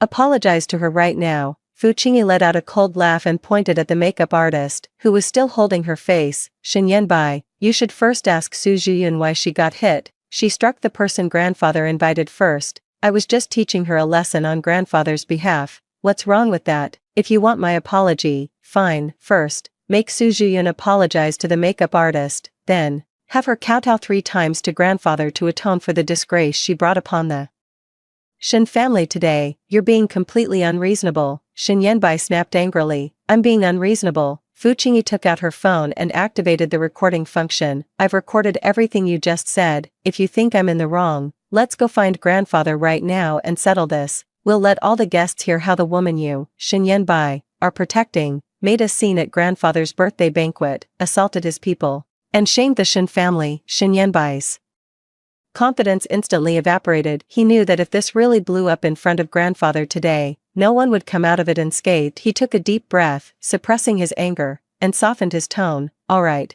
it's the birthday banquet today. Let's not make a scene. Zhiyun, you apologize to the makeup artist first, and we'll let this go. Su Zhiyun stared at Shin Yanbai in disbelief. Yanbai, you want me to apologize to her? I'm the one Fu Qingyi hit. Apologize. Seeing the impatience in his eyes, Su Zhiyun knew that making more of a fuss would only anger him further. She could only grit her teeth and reluctantly mutter an apology to the makeup artist. Fu Qingyi didn't press the matter further. She turned and sat back down at the vanity, saying to the makeup artist, let's continue. We mustn't delay the start of the birthday banquet. The makeup artist nodded hastily, though her hands still trembled slightly. Noticing this, Fu Qingyi softly said, you've worked hard, and handed her a tissue. The makeup artist took the tissue, her eyes growing even redder. Su Zhiyun stood to the side, watching Fu Qingyi with a fury that made her teeth itch, yet she was utterly powerless. She knew she had lost this round today, but she would never let it end here. What Fu Qingyi owed her, she would one day reclaim with interest. Inside the cruise ship's banquet hall, the music for the birthday celebration flowed,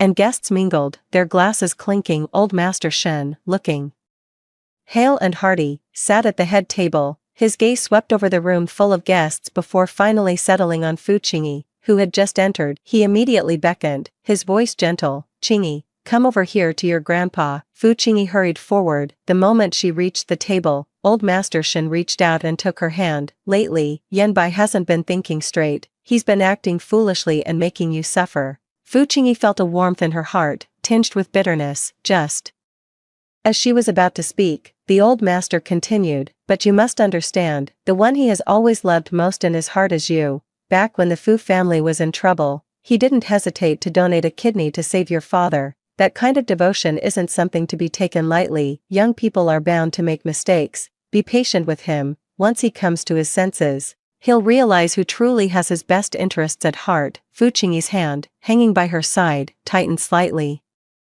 Her heart filled with confusion. Shen Yanbai had already placed Su Zhiyun on a pedestal. He was even willing to force her into being a breeding tool for Su Zhiyun and to destroy her friend's family. So why would Grandpa still say that she was the one he loved most? Seeing the hopeful look in the old man's eyes and remembering it was his 60th birthday, Fu Qingyi swallowed the words on the tip of her tongue. She forced a gentle smile and said, "Grandfather, I understand." Yanbai was just confused for a moment. "I'll talk to him properly, we'll be fine, don't worry." The old man nodded in satisfaction and patted the back of her hand. "That's my good granddaughter-in-law." Just then, Su Zhiyun walked over, swaying her hips, a glass of red wine in hand. She had deliberately touched up her makeup and changed into a more figure-hugging silver slip dress, hoping to salvage some dignity at the birthday banquet. Approaching the old master, she offered a saccharine smile. "Grandfather Shen, may your fortune be as boundless as the eastern sea and your longevity as enduring as the southern mountains." Yet, old Master Shen didn't even lift an eyelid. His gaze remained fixed on Fu Qingyi,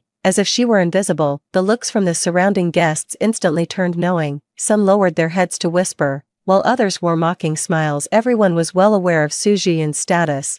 The old master's attitude made it abundantly clear he did not acknowledge her. Su Zhiyun's hand, holding the wine glass, froze mid-air, her face flushed and paled in turns, mortified enough to wish the floor would swallow her whole. She shot a venomous glare at Fu Qingyi, who stood beside the old master, basking in the crowd's attention. To her, Fu Qingyi's composed demeanor felt like a deliberate mockery. The birthday banquet proceeded in an orderly fashion. Guests took turns stepping forward to offer their congratulations to old Master Shen, creating a scene of great festivity. After accompanying the old master through several rounds of guests, Fu Qingyi felt a tightness in her chest. Using the need for fresh air as an excuse, she made her way alone to the deck. The sea breeze, carrying the briny dampness of the ocean, swept over her, scattering the clamor and easing the tension in Fu Qingyi's nerves. The sound of high heels clicking on the deck came from behind. Without turning around, Fu Qingyi knew Su Zhiyun had followed her. "Fu Qingyi, are you feeling smug?" Su Zhiyun's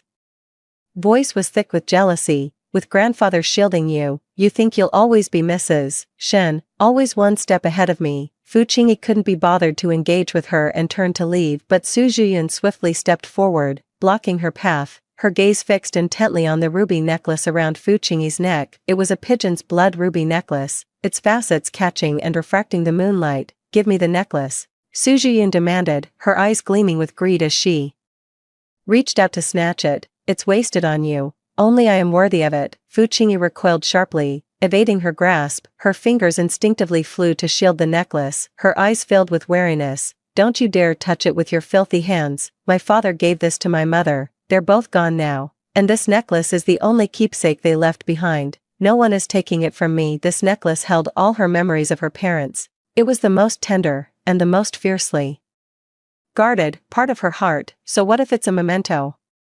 Su Zhiyun, infuriated by her defiance, took a step forward, her tone belligerent. "Everything in the Shen household is mine now, so what's yours is mine too. If you know what's good for you, you'll take it off and hand it over yourself, before I make you." With that, she lunged forward, her hands clamping like vices around Fu Qingyi's wrists as she tried to wrench the necklace away. The chain bit painfully into Fu Qingyi's neck, the sharp edges of the gemstones pressing into her skin and leaving angry red marks. Fu Qingyi struggled desperately, but Su Zhiyun's grip was too strong, her fingers digging into her wrist with a pain that brought tears to her eyes. "Let go, Su Zhiyun, don't you dare go too far," Fu Qingyi snarled through gritted teeth, trying to shove her away, but Su Zhiyun didn't release her. Instead, she became even more frenzied watching Fu Qingyi protect the necklace, and recalling the cold shoulder she received in the banquet hall along with old Master Shen's blatant favoritism towards Fu Qingyi. A surge of intense hatred welled up from the depths of her heart. As long as Fu Qingyi remained, she would never win Shen Yanbai's love or attain the status she so desperately craved. Perhaps it would be better if Fu Qingyi simply vanished forever. 9. Once the thought surfaced, it became impossible to suppress. From the corner of her eye, Su Zhiyun saw the deck's edge had no railing. The sea below was pitch black, a void that seemed capable of swallowing everything. She took a deep breath, mustered all her strength, and in the moment Fu Qingyi was struggling, thrust out her hand and shoved Fu Qingyi hard in the back. Taken completely by surprise, Fu Qingyi toppled backward just as she was about to plunge into the sea. A flicker in the corner of her eye caught sight of distant guests and Shen Yanbai walking toward the deck. She reached out and desperately clutched at Su Zhiyun's skirt. Ah! Su Zhiyun, caught off guard by the sudden grab, lost her balance and was pulled forward by Fu Qingyi's momentum. Two splashes sounded almost simultaneously as the frigid seawater swallowed them both in an instant. Fu Qingyi couldn't swim, the icy water flooded her nostrils, and a bone-chilling cold seeped into her body, threatening to steal her consciousness. Qingyi, seeing them fall, Shen Yanbai immediately shrugged off his suit jacket and plunged into the sea without hesitation, swimming urgently toward them. Amidst the chaos, Fu Qingyi saw Shen Yanbai swimming toward her, and a faint glimmer of hope stirred in her heart. Perhaps, deep down, he still cared for her. Perhaps he still remembered their shared past. But just as Shen Yanbai was about to reach her, Su Zhiyun, struggling beside them, stretched out a hand. Yanbai, don't forget what the Fu family did back then. The rest of his words were swallowed by the crashing waves, lost to Fu Qingyi. Yet, Shen Yanbai's body went rigid in an instant. His hand, which had been reaching out for Fu Qingyi, froze mid-air. He glanced back at Su Zhiyun struggling in the water, then turned to give Fu Qingyi one last, profound look. The look in his eyes was so complex, so inscrutable, that Fu Qingyi couldn't begin to decipher it. The next second, Shen Yanbai abruptly changed course, swimming fiercely towards Su Zhiyun. He pulled her into his arms, his voice urgent with reassurance. Zhiyun, don't be afraid, I'm here, I'll get you out. As Fu Qingyi watched his retreating figure, the last shred of hope in her heart shattered completely, frozen solid like ice in the sea. Just then, the assistant and several guests who could swim also jumped in. One of them swam toward Fu Qingyi, reaching out a hand. Madam, grab my hand, let me help you up. But Fu Qingyi only shook her head slowly. Her eyes followed Shen Yanbai as he carried Su Zhiyun, swimming step by step toward the yacht. Leaning into Shen Yanbai's embrace, Su Zhiyun still found the time to glance back and shoot her a triumphant look. Enough, that's quite enough. She was tired of fighting, and tired of waiting. Fu Qingyi gently pushed away the hands of the guests who rushed to her aid, and let her body slowly fall backwards. The frigid seawater dragged her body down, her consciousness fading. She seemed to see her parents' smiling faces, beckoning to her from within a warm, radiant light. Mom, Dad. Fu Qingyi closed her eyes, letting her body sink into the pitch-black depths without a struggle. After bringing Su Zhiyun onto the yacht, Shen Yanbai, frantic with worry, was about to dive back in to search for Fu Qingyi. Seeing this, Su Zhiyun wept bitterly, her hands clutching Shen Yanbai's arm with a death grip, her fingernails nearly digging into his flesh. Yanbai, you can't go. Don't forget what Fu Qingyi did to me. She did this on purpose today. She wanted me dead. Shen Yanbai's steps faltered. Fu Qingyi was his beloved, yet now, he had personally driven her into such a desperate corner. Fire seemed to be burning in Shen Yanbai's chest. His hands trembled as he pried Su Zhiyun's fingers loose. Yanbai, if you go down there, what will become of me? She nearly killed me. How can you be so cruel as to abandon me now? Have you truly forgotten what Fu Qingyi did? Have you forgotten how the Fu family ruined me? Su Zhiyun clung tightly to Shen Yanbai. Shen Yanbai's breathing grew ragged. He lowered his head to look at Su Zhiyun and shook it. Qingyi's life is what matters most. He was plagued by 1,000 worries. Fearing that what Su Zhiyun spoke of would tarnish Qingyi's reputation, he had agonized over it for so long, and now, he could only watch helplessly as the woman he loved plunged into the sea. Without another glance at Su Zhiyun, he leaped without hesitation back into the icy, bone-chilling seawater. The helicopter rescue team swept over the sea's surface, commencing their search. Shen Yanbai's heart was filled with dread. Find Fu Qingyi, we must find her. He scanned his surroundings, and each time he spotted a dark silhouette, a flicker of hope surged within him. But upon realizing it wasn't Qingyi, that hope was instantly extinguished, drowned by an even deeper despair. The rescue operation lasted the entire night. Shen Yanbai swam in the sea until he was utterly exhausted, his lips turning purple from the cold, his body beginning to tremble uncontrollably. Yet, as dawn broke, there was still no sign of her. Fu Qingyi seemed to have vanished into thin air. Lost in the vast, endless sea. Old Master Shen looked at the utterly exhausted, hollow-eyed Shen Yanbai, trembling with rage. He raised a shaking hand to point accusingly at him, his voice quivering as he roared, "Look what you've done. See what you've made of this family. If anything happens to Qingyi, I will never forgive you." Shen Yanbai stood there dumbly, shaking his head and muttering to himself, Qingyi will be fine, she has to be. 10. Fu Qingyi's eyes snapped open, and she was seized by a fit of violent coughing. Warm, yellow light filled her vision, driving away much of the chill that had gripped her body. You're awake. Fu Qingyi turned her head and saw Gu Ziyan seated in an armchair, a document held between his fingers, his gaze resting calmly upon her. His cuffs were rolled up, revealing a Patek Philippe watch on his wrist. An air of authority, composed yet aloof, emanated from him, a stark contrast to Xin Yanbai's flamboyance. Seeing that Fu Qingyi remained silent, Gu Ziyan rose and walked to the bedside, offering her the glass in his hand. Have some water first, take it easy. Fu Qingyi propped up her frail body to sit, every movement pulling at a fresh wave of pain. She took the glass of water, the warm liquid slid down her throat, finally quelling that suffocating sense of dread. Thank you. Gu Ziyan leaned against the foot of the bed, his gaze sweeping over the flawless pigeon-blood ruby necklace resting at her throat. When she fell into the water last night, she had protected it with everything she had, as per your earlier instructions. Everything is proceeding smoothly. Fu Qingyi recalled the argument on the deck last night. It was fortunate she had made preparations in advance, otherwise, they would have been doomed in the vast, open sea. What about Xin Yanbai? She paused. Any news? Gu Ziyan raised an eyebrow, pulled out his phone, and brought up a news article to show her. The headline read, Xin Group President Xin Yanbai plunges into sea to rescue lover, overnight search yields no results. In the accompanying photo, Xin Yanbai, wearing a soaked shirt, stared vacantly at the sea. Gu Ziyan sneered, Xin Yanbai probably still thinks you're lying at the bottom of the ocean. The Xin family villa is in complete chaos. Old Master Xin flew into a rage and gave him a thorough dressing down.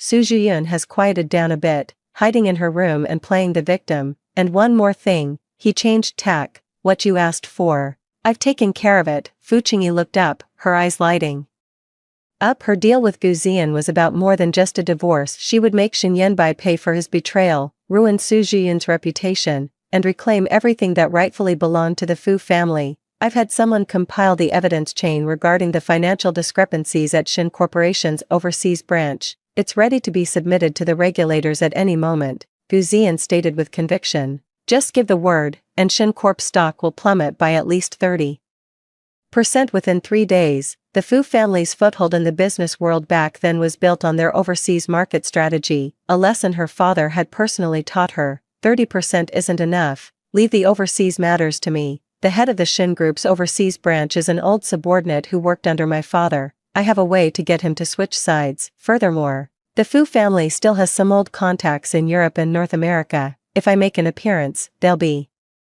willing to help me. Gu Ziyan gave her a somewhat surprised look, then understanding dawned. Alright, that works. It's more secure if you handle it personally. If you need any resources, just tell me directly. You can use the Gu family's channels freely. Fu Qingyi nodded, finished the water in her glass, and placed it on the nightstand. She pushed back the covers and tried to get out of bed, but her legs, weakened from the long hours spent in the seawater, gave way beneath her, nearly sending her tumbling to the floor. Gu Ziyan steadied her, his fingertips brushing against the cool skin of her arm before he quickly withdrew his hand. You just woke up, your body hasn't recovered yet. Rest here properly for a couple of days. I've already had new clothes and daily necessities prepared for you. If you need anything, just call for the maid. Fu Qingyi steadied herself and looked at Gu Ziyan. Thank you, Mr. Gu. No need for thanks, Gu Ziyan said flatly. We are business partners. If you win, I get what I want. I've had my eye on the Xin Group's new energy slice of the pie for a very long time. His frankness, devoid of any pretense, actually put Fu Qingyi's mind at ease. She knew Gu Ziyan was no philanthropist. Their partnership was one of mutual benefit, but at the very least, when it came to dealing with Xin Yanbai, their goals were aligned. Gu Ziyan didn't linger any longer. He turned to leave, but paused at the doorway and looked back at Fu Qingyi. By the way, he said, Xin Yanbai spent all last night searching for you in the sea. He was eventually rescued after exhaustion set in and is now running a high fever. Fu Qingyi's body stiffened for a moment. That has nothing to do with me, she said flatly. Gu Ziyan fell silent and gently closed the door. The room returned to quiet as Fu Qingyi walked to the window and drew back the heavy curtains. Outside lay a lawn, and in the distance, a lake. She raised her hand to touch the necklace at her throat. The Cool gemstones served as a reminder that everything was starting anew. 11. The private jet touched down smoothly in London. The villa Guzian had arranged for her was located in central London. During these 2 days of rest, she paid no further attention to any news from back home. She was determined to dismantle Shin Yanbai's prized business empire.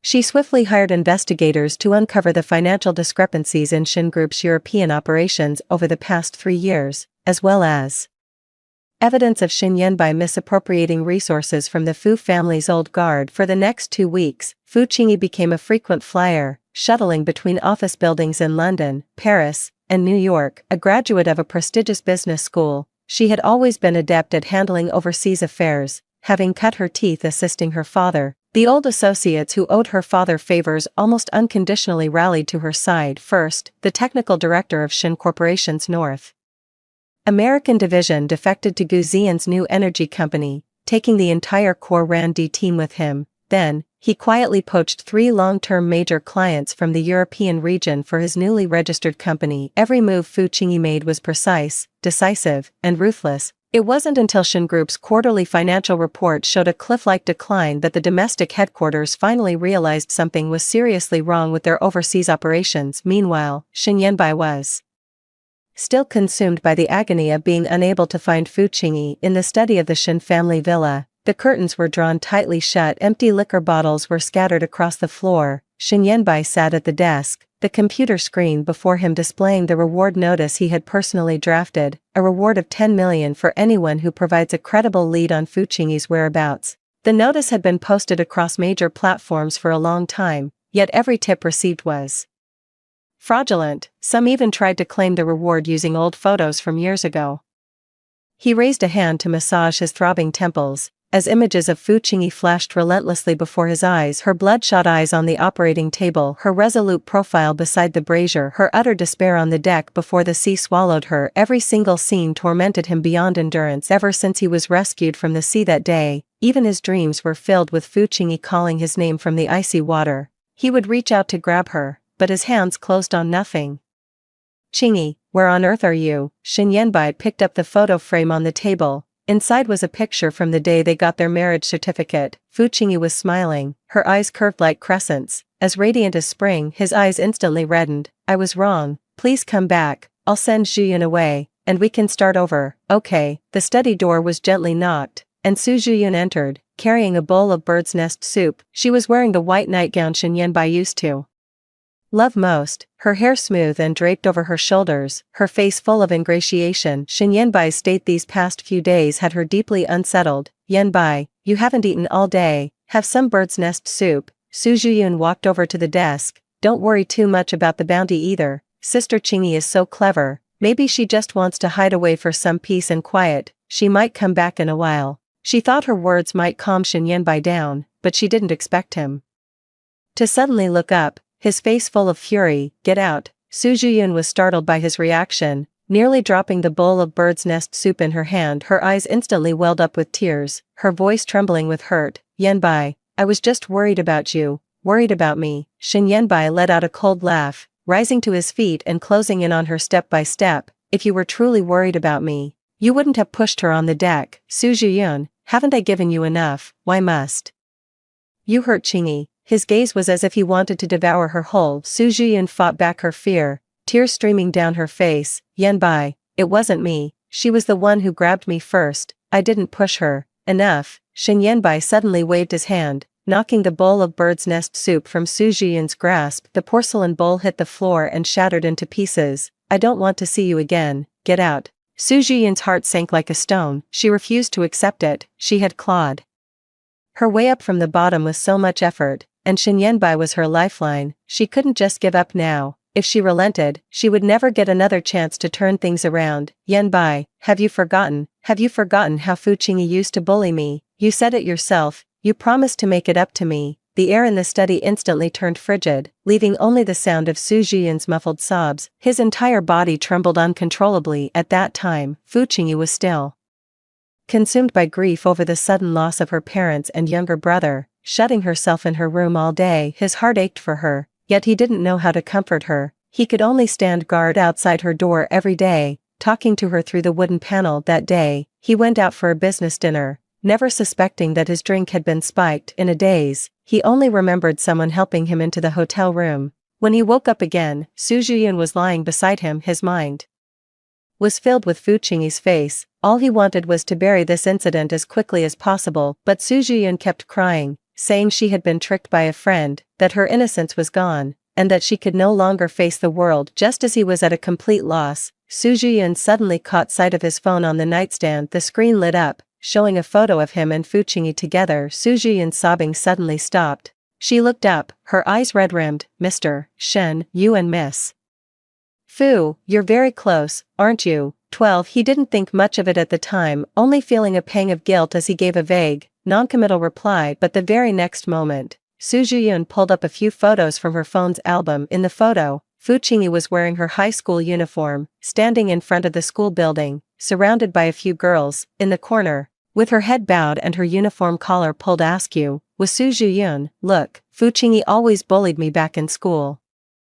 Now that her family is in trouble, if she finds out about what happened between you and me, she might think I'm deliberately getting back at her." His mind went blank with a sudden buzz. With the Fu family's downfall, Fu Qingyi was already having a hard enough time. If she were to be branded as a school bully on top of that, who knows how the gossip mongers in the Beijing social circle, just waiting for a spectacle, would smear her name. He didn't dare to take that risk, much less let Fu Qingyi suffer any more distress. Su Zhiyun seemed to see right through him and cried even harder. "I know Miss Fu is having a hard time right now, and I don't want to cause her any trouble, but what am I supposed to do? If my parents find out, they'll kill me." Looking at Su Zhiyun's pitiful expression, he steeled his heart and uttered the words he would later come to deeply regret. "Don't worry, I'll take responsibility for this. Whatever you want, I'll give it to you. Consider it my compensation to you." He thought Su Zhiyun just wanted some money, or a stable job, but no one could have predicted how things would turn out. "Yanbai, think about it." Su Zhiyun cautiously tugged at his sleeve, her voice tinged with grievance. "You were the one who said you wanted to make it up to me. I've been with you all this time, never asking for anything unreasonable. I just wanted to stay by your side. Fu Qingyi has it all, your love, the title of the Shen family's young mistress, but me, I only have you. Besides, since no one has found her body, it proves she must still be alive." Shen Yanbai tightly closed his eyes. "Get out," he said, utterly drained. "I need to be alone." Seeing this, Su Zhiyun swallowed her words. She knew she couldn't push too hard now, or it would backfire. She let go, gently wiped her tears, and turned to leave the study. In the study, Shen Yanbai picked up the empty bottle, wanting another drink, only to find it was already drained. He tossed the bottle aside in frustration, his gaze falling on the photo frame on the table. In the photo, Fu Qingyi was smiling so sweetly, but where was she now? "Qingyi, I'm sorry, I was wrong, I was truly wrong." He remembered how she had clutched the necklace desperately before being pushed into the sea. It was a keepsake from Qingyi's mother, something she treasured deeply, yet she had nearly lost her life for it. He pulled out his phone,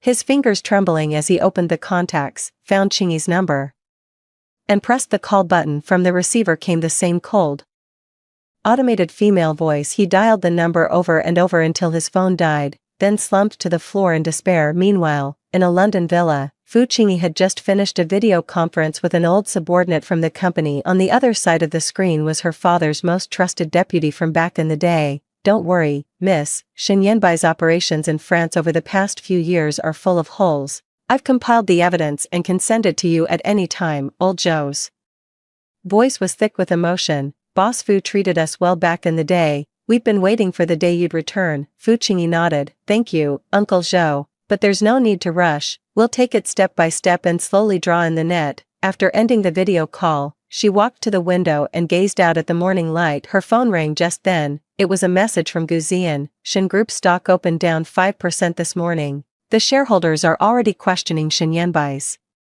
decisions. Should I turn up the heat?" Fu Qingyi looked at the message and replied with just 2 words, "No need, it's not the right time yet." In the deep autumn of Jing City, an art auction was underway at the art center. A crowd had gathered before the oil painting hanging in the center of the exhibition hall. It was the last unpublished work of Fu Qingyi's mother, completed during her lifetime. Shen Yanbai sat in the front row of the VIP section. Ever since Fu Qingyi fell into the sea, he had been frantically searching for anything connected to her. When he learned this painting was going up for auction, only one thought consumed him: it must be his. this was all he had left to hold on to of Fu Qingyi. Su Zhiyun, however, had no mind for the items on the auction block. Next, let's give a round of applause for the grand finale of tonight's auction. The starting bid is 5 million, with minimum increments of 500,000. As the auctioneer's voice faded, a bidder in the audience immediately raised their paddle. 5,500,000, 6 million, 7 million. The price kept soaring and soon broke through the 10 million mark. Shen Yanbai's expression remained unchanged. When the bidding reached 12 million, he slowly raised his paddle. 20 million. The entire hall fell silent instantly, with all eyes turning toward him. 20 million for a posthumous work by a non-top-tier master was far beyond the painting's intrinsic value. Anyone could see that Shen Yanbai was determined to secure his mother-in-law's artwork. Just as the auctioneer was about to bring down the gavel, a low voice suddenly came from the direction of the VIP box on the second floor. "I light the sky lantern." 13. Everyone looked up toward the second floor and saw Gu Ziyan. His gaze was cold and detached as he looked at Shen Yanbai, a faint, almost imperceptible sneer playing at the corner of his mouth. Shen Yanbai shot to his feet, his face ashen with fury. He never expected Gu Ziyan to suddenly throw a wrench in the works. He took a deep breath, suppressing the anger in his heart, and strode quickly toward the private room on the second floor. Seeing this, Su Zhiyun hurriedly followed, a vague sense of foreboding stirring within her. Seeing Shen Yanbai enter, he asked in a flat tone, "Mr. Shen, is there something you need?" Gu Ziyan. Shen Yanbai walked up to him, his tone pleading. "This painting is my late mother-in-law's final work. It means the world to me. Could you possibly let me have it? I'll agree to any condition you name." Gu Ziyan let out a light chuckle. "President Shen, at an auction, the highest bidder wins. I've already lit the sky lantern. There's no backing out now. What sense would it make to just hand it over?" He paused, a hint of mockery entering his gaze. "What's more, this painting is just as important to me. I intend to give it to my benefactor." "Benefactor?" Shen Yanbai was taken aback, his brow furrowing. "Could it be, your benefactor knew my mother-in-law?" Gu Ziyan didn't answer directly, only remarking coolly, "President Shen will find out one day." His gaze passed over Shen Yanbai and landed on Su Zhiyun at the door, his tone suddenly turning playful. "Speaking of which, Miss Su, we do have some history. Back in school, weren't you the one who loved to corner people in the alleys near campus, playing the little delinquent, bullying classmates left and right? Who would have thought you'd look so delicate now?" Su Zhiyun's face turned deathly pale. She stared fixedly at Gu Ziyan, her mind racing through memories, yet she couldn't for the life of her recall where she had seen him before. She forced a calm facade. "President Gu, you must have mistaken me for someone else. I was a good girl in school. I never did anything like that." "Wrong person." Gu Ziyan raised an eyebrow, pulling up an old photo on his phone and holding it out to Su Zhiyun. "In our second year of high school, you and a few other girls cornered a girl in the alley behind Third High. You pinned her against the wall, stole her wallet, and smashed her drawing board to pieces. Have you forgotten?" The scene in the photo was blurry, but it clearly showed several girls surrounding a frail figure. The girl at the front, wearing a school uniform, had eyes and brows identical to Su Zhiyun's now. Su Zhiyun's body began to tremble. She had indeed done such a thing, but she thought everyone had long since forgotten. Just then, the private room door was pushed open again. A girl walked in, and her face instantly darkened upon seeing Su Zhiyun. "Sis, is that her?" The girl is Gu Ziyan's younger sister, Gu Xingwan, who is 5 years his junior. She strode up to Su Zhiyun and demanded sharply, "Su Zhiyun, do you remember me? I'm the girl from our sophomore year of high school, the one whose wallet you stole and whose drawing board you smashed. If Fu Qingyi hadn't saved me back then, I swear you would have driven me to my grave." The color drained completely from Su Zhiyun's face. It finally dawned on her. The girl she had bullied all those years ago did bear a resemblance to Gu Xingwan in the eyes and brows, but she never could have imagined that the plain, unremarkable girl was actually Gu Ziyan's sister. Shen Yanbai stood to the side, listening to their conversation, feeling as if he'd been struck by lightning. Su Zhiyun's claims of being bullied by Fu Qingyi were all lies. The real bully was Su Zhiyun herself. He remembered how he had doubted Fu Qingyi because of Su Zhiyun, and had even hurt Fu Qingyi for her sake. A wave of remorse washed over him. Gu Ziyan watched the farce unfold before him, a cold sneer curling at the corner of his mouth. "Mr. Shen, now you see the true nature of the person you've been protecting all this time, don't you?" Shen Yanbai stood frozen in place, his gaze shifting from Gu Ziyan to Su Zhiyun, who lay collapsed on the floor. Gu Ziyan paid him no further mind. Turning to Gu Xingwan, he said, Wan. Let's go, we shouldn't let irrelevant people taint our sight. After the two of them left, only Shen Yanbai and Su Zhiyun remained in the private room. Su Zhiyun scrambled to her feet, clutching at Shen Yanbai's trouser leg as she pleaded through her tears. Yanbai, I was wrong, I didn't mean to deceive you, I just wanted so desperately to stay by your side, please, forgive me. Shen Yanbai looked at her expression, and the last shred of pity in his heart vanished. He violently shook off her hand. His tone icy. Su Zhiyun, we're through, you will pay for the things you've done. 14 Outside the education center in the suburbs of the capital, a car slowly came to a stop behind the iron fence. Several girls in identical uniforms were bent over, sweeping the courtyard with vacant, numb expressions in their eyes. This was a reform institution specifically for those with severe behavioral deviations. Once you were sent here, you could never leave unless your guardian consented. Su Zhiyun was being dragged by two staff members, her arms pinned. She clung desperately to the car door, her face streaked with tears and snot. Yanbai, I was wrong, I know I was wrong, I shouldn't have lied to you, I'll never do it again, please don't send me in there. Her wails were piercing and mournful. Shen Yanbai lowered his gaze, looking at the disheveled woman with nothing but utter disgust in his eyes. All that remained in his heart was a towering, all-consuming rage. Wrong. Shen Yanbai slowly crouched down, his voice low and heavy. He raised his hand and grasped Su Zhiyun's wrist, the very hand that had torn Fu Qingyi's necklace. You lied to me, claiming Qingyi was bullying you. Did you ever consider you were in the wrong? When you pushed Qingyi off the deck into the sea, did you ever think you were at fault? Su Zhiyun trembled all over, stammering in her defense. I lost my head for a moment. Yanbai, I can change, I swear. Please, give me another chance. Before she could finish, a sharp, sickening crack echoed through the air, followed by Su Zhiyun's blood-curdling scream. Shen Yanbai had snapped two of her fingers. Su Zhiyun writhed on the ground in agony, her clothes soaked through with cold sweat. Shen Yanbai stood up and wiped his hands with a handkerchief. His voice was icy. This is what you owe Qingyi. Don't worry, I will come to get you out. Once I find Qingyi, I will personally deliver you to her so you can atone for your sins. Until then, you will stay here and reform yourself. Think hard about where you went wrong. With that, he turned and left. The staff immediately stepped forward, dragging the crying and struggling Su Zhiyun into the education center. Shen Yanbai's mind kept replaying Gu Ziyan's words from the auction. He was growing increasingly convinced that Fu Qingyi wasn't dead,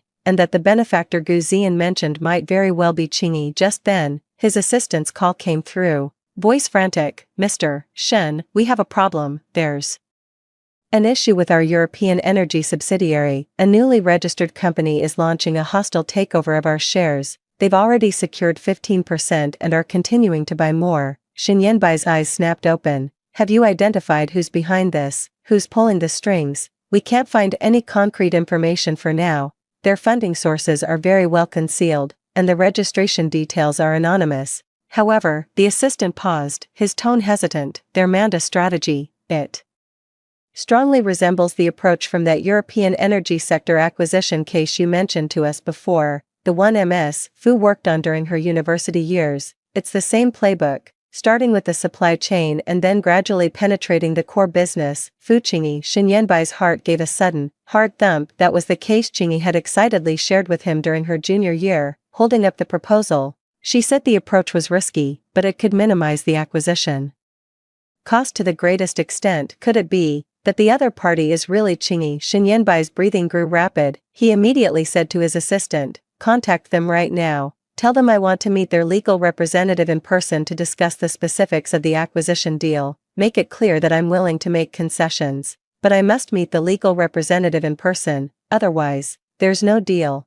He wanted to confirm with his own eyes whether the person pulling the strings behind the scenes was really Fu Qingyi, the one he had been longing for day and night. Meanwhile, in a London villa, Fu Qingyi was reviewing the acquisition progress report in her hands. The European energy subsidiary was one of the Shin Group's core businesses and the key industry through which the Fu family was absorbed by the Shin conglomerate years ago. We've received a reply, Gu Ziyan said as he entered the study, handing a document to Fu Qingyi. Shen Yanbai insists on meeting the legal representative in person, or he won't proceed with negotiations. He must have sensed something. Fu Qingyi took the file, flipped through a few pages, and a cold smile curled at the corner of her mouth. Shen Yanbai really isn't stupid. Do you want to go? Gu Ziyan asked with concern. If you don't want to see him, I can go in your place. No need, I'll go myself. I have to face him eventually. Besides, the Xing Yanbai of today poses no threat to me whatsoever. She would stand before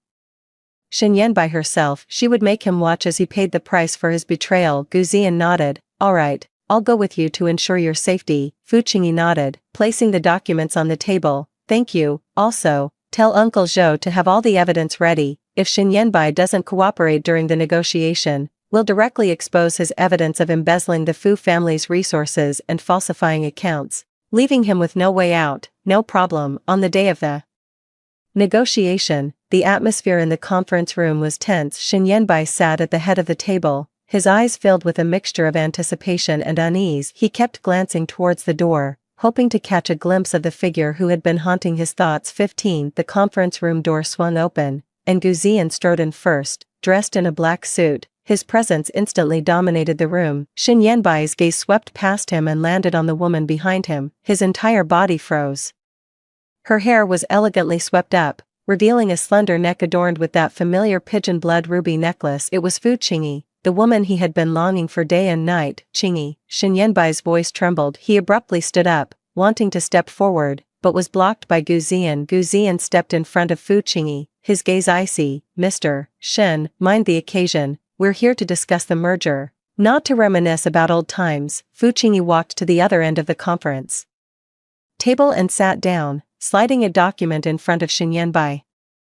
Her tone flat. Mr. Shen, this is our merger proposal. You can take a look. If you have no objections, we can proceed to sign. If you do, we can continue to discuss. Slowly, however, I must remind you, our time is limited. Furthermore, we have some sensitive information regarding the Shin Group. It would be in your best interest to cooperate if you don't want it made public. Xing Yanbai looked at Fu Qingyi, his heart surging with wild joy. He had finally found her, and she was alive. Yet the look she gave him was so icy, as if they had never loved at all. He picked up the document on the desk, but couldn't focus on a single word. His voice was pleading. Qingyi, you're really alive. Thank God, you've finally come back. I'm sorry, I was wrong before. I shouldn't have believed Su Zhiyun. I shouldn't have hurt you. Let's start over, please, Mr. Shen. Fu Qingyi said sternly. We are here today to discuss the merger, not to listen to your confession. If you're not interested in talking, we can leave immediately and release all the evidence, bankrupting the Shin Group for good. The choice is yours. Xing Yanbai took a deep breath, suppressing the turmoil in his heart. He picked up the document on the table, signed his name directly, and handed it to Fu Qingyi's assistant. Qingyi, I'll do anything you ask, just come back. Fu Qingyi gathered the documents and stood up to leave. The terms on the negotiating table were settled. This was the most basic price Xing Yanbai could pay. For his mistake, Gu Ziyan followed closely behind, naturally taking the folder from Fu Qingyi's hand. His fingers brushed against the back of her hand by accident, and he quickly withdrew them. As soon as they stepped into the lobby, they saw Gu Xingwan leaning against a black sedan, waving at them. Over here. Fu Qingyi paused her steps, watching Gu Xingwan run over, a rare, gentle smile gracing her lips. Lately, Gu Xingwan had been sticking to her like a little sunbeam. How did the negotiations go? Gu Xingwan sidled up to Fu Qingyi and asked curiously. Xing Yanbai hurried out after her, his eyes filled with urgency. I'm fine, Fu Qingyi replied. Just as she was about to get into the car, her wrist was suddenly grabbed. It was Xing Yanbai. He pleaded. Qingyi, don't go. Let's talk again, please. I know I was wrong. I truly know I was wrong. Give me one more chance. I promise I'll change. Let go. Fu Qingyi struggled with all her might, her eyes turning icy cold in an instant. Seeing this, Gu Xingwan immediately stepped in front of Fu Qingyi, glaring at Xing Yanbai. What are you doing? Sister Qingyi already said she doesn't want to see you. Why are you still pestering her? Someone like you, who can't tell right from wrong and hurts his own wife, is completely unworthy of Sister Qingyi. My brother is 100 times better than you. At least he knows how to cherish someone and would never let Sister Qingyi suffer the slightest grievance. As soon as these words were spoken, not only was Xing Yanbai stunned, but even Gu Ziyan was slightly taken aback. The tips of his ears turned faintly red, and his gaze shifted somewhat awkwardly to the side. Fu Qingyi also noticed Gu Ziyan's unusual behavior, and her heart gave an inexplicable flutter. Gu Xingwan's words, Xing is right. Fu Qingyi withdrew her gaze, turning it towards Xing Yanbai, who was still gripping her wrist, her tone icy. Xing Yanbai, don't you get it? I have absolutely no interest in hearing your confessions, and even less interest in seeing you in this pathetic state." As she spoke, she abruptly raised her hand. Smack! Shin Yanbai's head snapped to the side from the blow. He stared at Fu Qingyi in disbelief, his eyes filled with anguish. "Qingyi,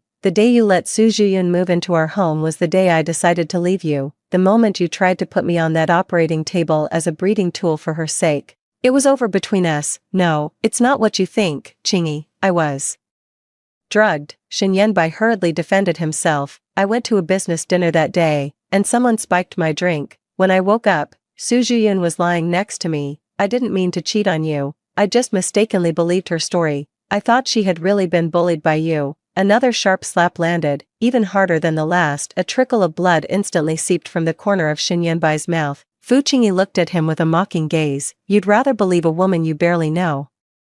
Believe her fabricated lies about bullying, then spare a single minute to ask me, Shin Yanbai, do you have any idea? You make me feel like all those years we spent together were a complete joke. This ends here. From now on, don't show your face in front of me ever again, and don't even think about trying to contact me." With that, she forcefully shook off Shin Yanbai's hand. Gu Ziyan immediately stepped forward and opened the car door for her. Gu Xingwan stuck her tongue out at Shin Yanbai.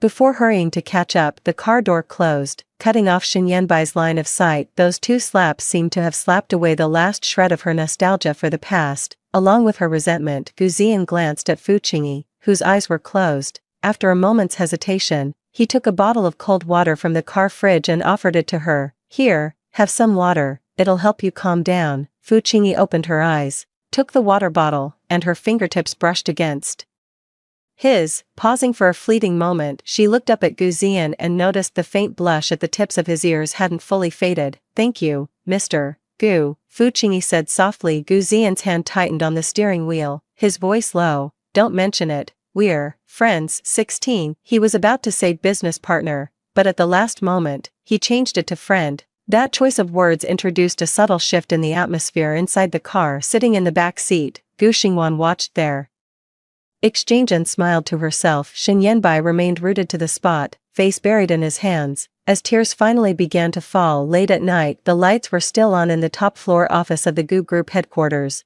neon signs flickering outside the window. On the computer screen before her, the resumes of the Fu family's former associates and the integration plans for various Gu Group departments were densely listed. Ever since she brought the Fu family's core team into the Gu family as shareholders, she had practically moved into the office, working around the clock. Her only goal was to see the Fu name restored to its rightful place on the business map as soon as possible. "Qingyi, you pulled 3 all-nighters in a row. If you keep this up, you're going to run yourself into the ground." Gu Xingwan looked at the dark circles under Fu Qingyi's eyes, her heart aching as she frowned. "If my brother finds out how hard you're pushing yourself, he'll definitely scold me again for not looking after you properly."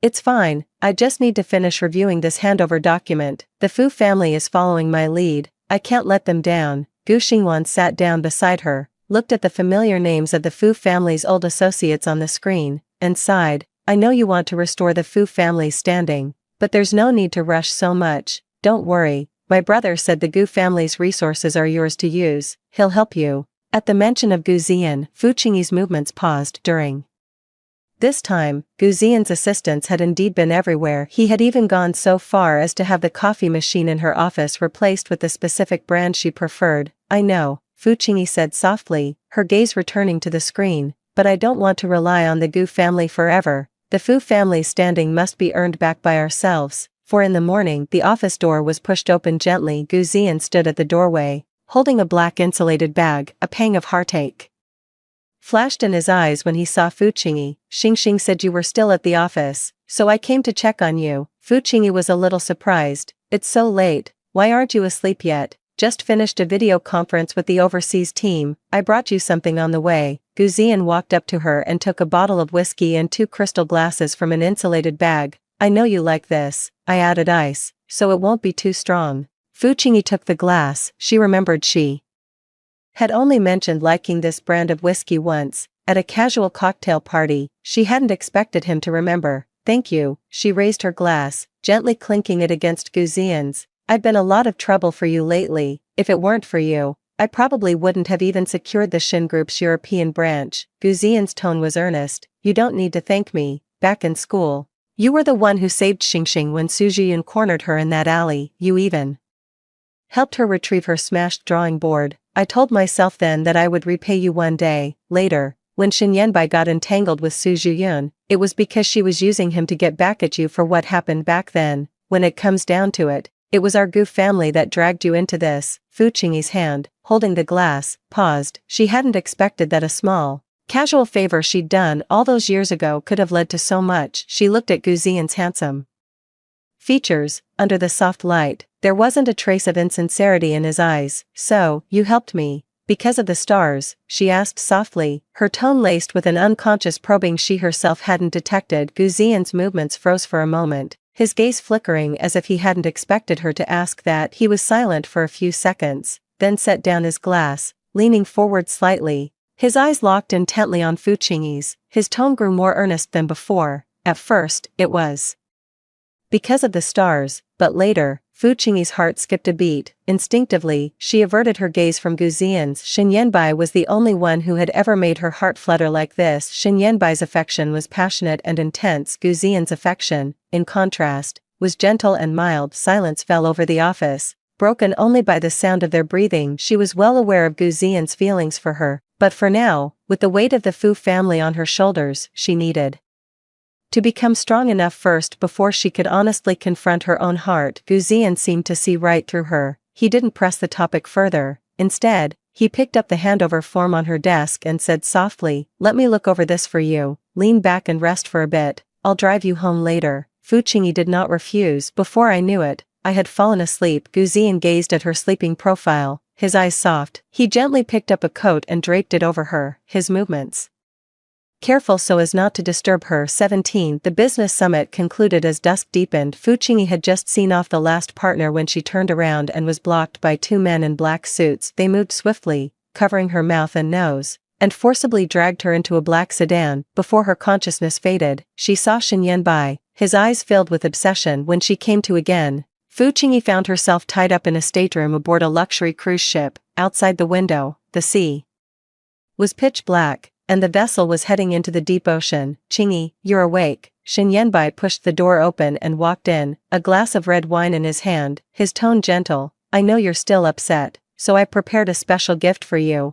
I hope you can forgive me. Fu Qingyi stared at him coldly, saying nothing. His relentless pursuit of her had never ceased during this time. He found out her address and lingered there every day. When she went to work, he would block her in the parking lot. She thought he still had a shred of sanity left, but she never expected him to resort to something as extreme as kidnapping. Seeing her remain silent, Shen Yanbai wasn't angry. He simply clapped his hands. Soon, two crewmen dragged in a disheveled and wretched Su Zhiyun. Unhealed scars still marred her face, a clear sign she hadn't been faring well. The crewmen forced Su Zhiyun to the ground, the pain contorting her face into a grimace. Shen Yanbai walked up to her, his voice icy. Su Zhiyun, you deceived me back then and caused Qingyi so much suffering. Now, get on your knees and apologize to Qingyi. If you fail to earn her forgiveness today, I'll have you tied to the back of this yacht and dragged through the water all the way to shore. Whether you survive will be up to your luck. Su Zhiyun trembled from head to toe. She looked at Fu Qingyi, her eyes brimming with desperate pleading, and kowtowed with loud, heavy thuds. Sister Qingyi, I was wrong. I was truly wrong. Back in school, I saw how well off your family was, how your parents doted on you, and how Shen Yanbai adored you. I was consumed by jealousy. That's why I deliberately fabricated the lie that you bullied me. Later, I deceived Shen Yanbai into hurting you. I shouldn't have done any of that. I'm so sorry. Please forgive me. Please, have mercy on me. Her forehead was red and raw from the kowtowing, with faint traces of blood beginning to seep through. Fu Qingyi watched with a cold, detached gaze. Seeing Fu Qingyi's lack of reaction, Shen Yanbai's expression darkened. He shot a meaningful glance at a crew member. It seems Miss Su still hasn't grasped the gravity of her mistakes. Tie her up and throw her to the stern of the yacht. No, stop. Su Zhiyun struggled frantically, but the crew members still managed to tie her up securely. Just as the crew was about to drag her out of the guest room, Fu Qingyi finally spoke, her tone dripping with sarcasm. Shen Yanbai, you never cease to amaze me. Shen Yanbai froze, thinking she was about to forgive Su Zhiyun. A flicker of hope instantly ignited in his eyes. Qingyi, are you willing to forgive me? Forgive you? Fu Qingyi sneered. Shen Yanbai, you're not doing this for me, you're doing it to ease your own conscience, she continued, her voice trembling. Back then, for Su Zhiyun's sake, you forced me onto the operating table. For her, you threatened to harm the old guards of the Fu family. For her, you watched me get pushed into the sea and chose to save her first, and now, you're treating Su Zhiyun with this same cruelty. Every single day, I regret ever falling for someone like you. I once thought you were the light of my life, now I see you for what you truly are, the one who dragged me into an even deeper abyss. Shen Yanbai, whatever was between us ended long ago, everything you're doing now only fills me with disgust. No, Qingyi, please, let me explain. Shen Yanbai tried to step forward, but Fu Qingyi stopped him sharply. Don't come any closer, Shen Yanbai, if you have even a shred of conscience left, you'll let me go right now. Otherwise, Gu Ziyan will find this place soon. He knows I came for the summit. If he discovers I'm missing, he'll mobilize every resource to find me. By then, you won't be able to save yourself, and you'll drag the entire Shen group down with you. At that very moment, the yacht's intercom crackled to life. A panicked crew member's voice came through. Mr. Shen, it's bad. Our ship is surrounded by several speedboats, they say they're from the Gu group and are demanding Ms. Fu's immediate release. Shen Yanbai's face paled instantly. He looked at Fu Qingyi, then out the window at the speedboats closing in, a wave of utter despair washing over him. Fu Qingyi breathed a sigh of relief. She knew Gu Ziyan would find her. Soon after, Gu Ziyan burst in with a group of bodyguards. His gaze turned icy the moment he saw Fu Qingyi tied to the chair. He rushed forward to untie the ropes from her wrists, his voice filled with concern. Qingyi, are you alright? Are you hurt anywhere? Fu Qingyi shook her head and leaned into Gu Ziyan's embrace. Gu Ziyan cast a cold glance at Su Zhiyun, who was slumped on the floor, and said to the bodyguard behind him, how to deal with Su Zhiyun will be left to the law to decide. 18. Fu Qingyi was finalizing the last acquisition case. Securing this portion of equity would allow the Fu family to reclaim everything they had lost all those years ago. Miss, the Shen Group just issued an announcement, Uncle Zhou said as he walked in with a document, his tone full of surprise. Shen Yanbai, he has transferred all 35% of his Shen Group shares that he holds to you, completely free of charge. Fu Qingyi's eyes widened in shock. 35% of the shares, virtually all of Shen Yanbai's influence within the Shen Group, and he had just transferred them to her. Just like that, before she could even process this news, the office door was gently pushed open. Old Master Shen shuffled in, leaning heavily on his cane, his hair even whiter than the last time she had seen him. Qingyi, the old man approached her, his voice hoarse. I'm begging you, could you please have a proper talk with Yanbai? That boy has locked himself in his room, refusing to eat or drink. He's wasting away. Grandpa knows Yanbai wronged you, but he realizes his mistake now. Could you just give him one more chance, please? Fu Qingyi looked at the old man's aged appearance, a tumult of emotions swirling in her heart. Back when the Fu family went bankrupt and her father was lying in the ICU, it was the old man who secretly slipped her a sum of money so she could pay for her father's medical bills first. Later, when she married Shen Yanbai, the old man never treated her poorly. She has always been grateful. Grandfather, Fu Qingyi stood up, helping the old man settle onto the sofa, her tone calm. I will not touch the headquarters of the Shen Group. This is my promise to you, and my thanks for the help you gave the Fu family all those years ago. The old man's eyes instantly lit up, but just as he was about to speak, Fu Qingyi cut him off. However, regarding the matter of Shen Yanbai threatening to harm the old retainers of the Fu family for Su Zhiyun's sake, I must seek justice. Those people fought alongside my father their entire lives. They saw the Fu family as their own home. They should never have been subjected to such threats and harm because of Shen Yanbai's selfishness. The old man sighed, tears streaming down his aged face. Yes, Yanbai wronged your Fu family. He wronged those old employees. I know, grandfather knows, you've been carrying this grievance in your heart, but you and Yanbai are husband and wife. After all, watching the old man's tears, Fu Qingyi felt a pang of heartache, yet she shook her head. Grandpa, things between Shen Yanbai and me, they've been over for a long time. What he's doing now is far too late. The old man said nothing more and turned to leave. As she watched his lonely figure retreat, a wave of complex emotions washed over Fu Qingyi's heart, but it was quickly replaced by resolve. She couldn't let a moment of soft-heartedness make her forget the grievances of the Fu family's old retainers. Meanwhile, downstairs from the office building a steady stream of people came and went. Shen Yanbai knelt on the ground, slapping his own face over and over again. Standing before him was Fu Qingyi's former makeup artist, Shen Yanbai's cheeks quickly swelled and reddened, yet he continued to slap himself relentlessly. He counted silently in his heart. 1, 2, 3, 999. He intended to deliver a full 999 slaps,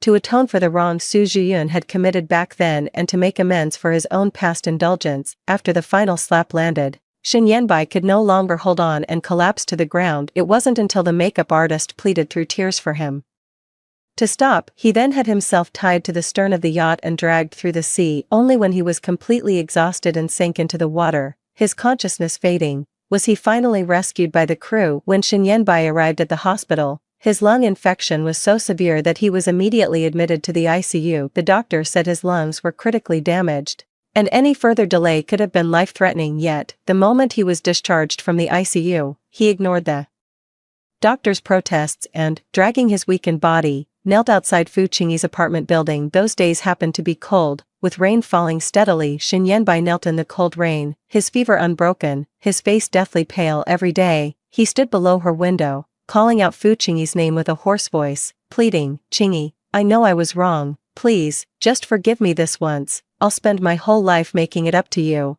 I'll do anything." Fu Qingyi stood by the window, watching Shen Yanbai kneeling in the rain below.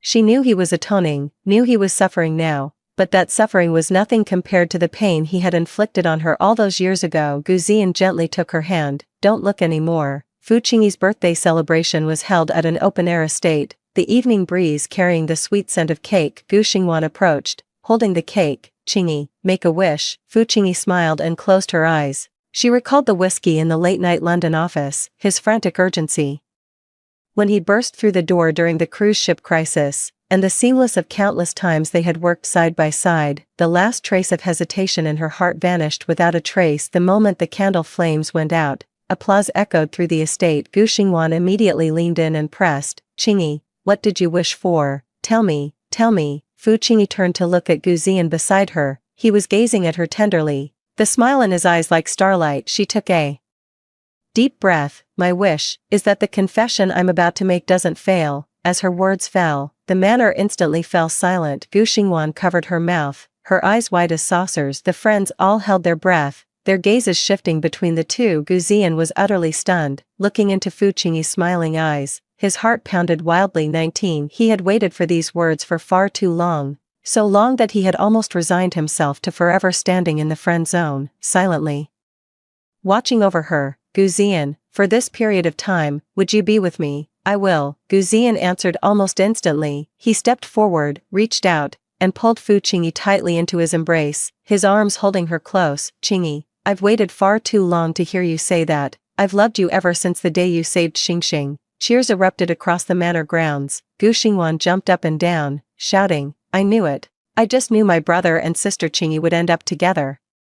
The Fu family's elderly steward's eyes grew moist. He murmured with emotion, "The young miss has finally found someone she can entrust her heart to." Outside the manor's wrought iron gates, Shen Yanbai watched the heartwarming scene unfold within. Fu Qingyi's confession, Gu Ziyan's response, and the friends' congratulations were all slowly tearing him apart. He charged in like a madman, only to be stopped by the bodyguards at the door. Watching Fu Qingyi smile as she leaned into Gu Ziyan's embrace, he felt an overwhelming sense of irony. He had desperately tried to atone, slapping himself, nearly drowning in the sea, kneeling outside until he burned with fever, yet in the end, she had fallen for someone else. Why does Gu Ziyan get to have her love? Why must I just watch their happiness like a clown? Jealousy coiled around his heart, nearly suffocating him. He whirled around and charged toward the car parked by the roadside, his eyes blazing with a frenzied, murderous intent. If he couldn't have Fu Qingyi, then Gu Ziyan wouldn't either. By the time the birthday banquet ended, the night was deep. Gu Ziyan held Fu Qingyi's hand as they walked slowly toward the parking lot, speaking in low voices, with the occasional sound of her laughter drifting through the air. Gu Xingwan and her friends trailed behind, chattering noisily about where to meet up next time. Just then,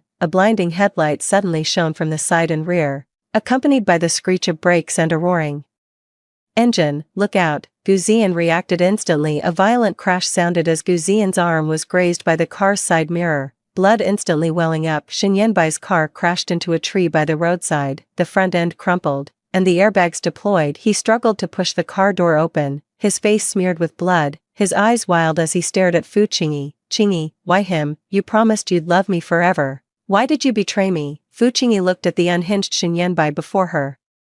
Shin Yanbai, you were the one who betrayed me first, you're the one who destroyed what we had. This madness of yours isn't because you love me, it's because you can't stand losing, it's because you can't accept your own failure. That's not true, I do love you, I just loved you too much. Fu Qingyi's gaze fell on Gu Ziyan's bleeding arm, that wound seared her heart the moment Shin Yanbai drove his car towards them. Gu Ziyan had shielded her with his own body. All the hatred that had been festering inside her erupted completely at that moment. She whipped her head around and saw her friend's car parked not far away. In the trunk was the custom-made golf club she had just been gifted today. Knowing she'd recently taken up golf, her friend had deliberately chosen a weighted club. It felt heavy and substantial in her hand. Shin Yanbai. Fu Qingyi pulled the golf club from the trunk and immediately charged toward Shin Yanbai, who was still struggling on the ground. 20 before he could even react. The club whistled through the air and smashed hard into his shoulder. A dull thud was followed by Shin Yanbai's agonized scream as his shoulder instantly went numb. You think going crazy gets you off the hook? Fu Qingyi swung the bat again,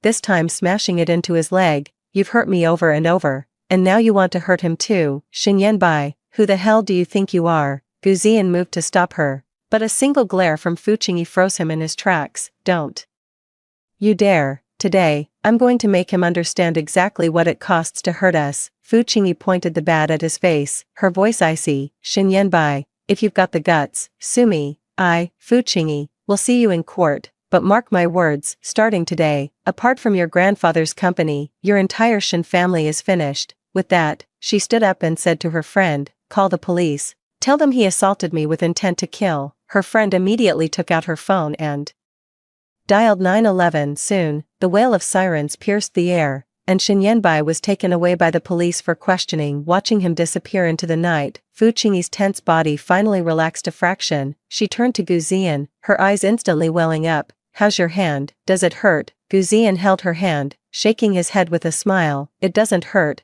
as long as you're okay, that's all that matters. He knew that the beating he just took was Fu Qingyi's way of completely severing ties with the past. Early the next morning, Fu Qingyi called an emergency meeting to formally launch a full-scale takeover bid for the Shin Group. Armed with the 35% stake transferred from Shin Yanbai, she allied with several companies previously suppressed by the Shin Group. Combined with the evidence of accounting fraud and fund embezzlement that Uncle Zhou had prepared, her first move was a precise and devastating blow. First, negative news about Shin Group was released in the stock market, causing its share price to hit the daily limit down for 3 consecutive days.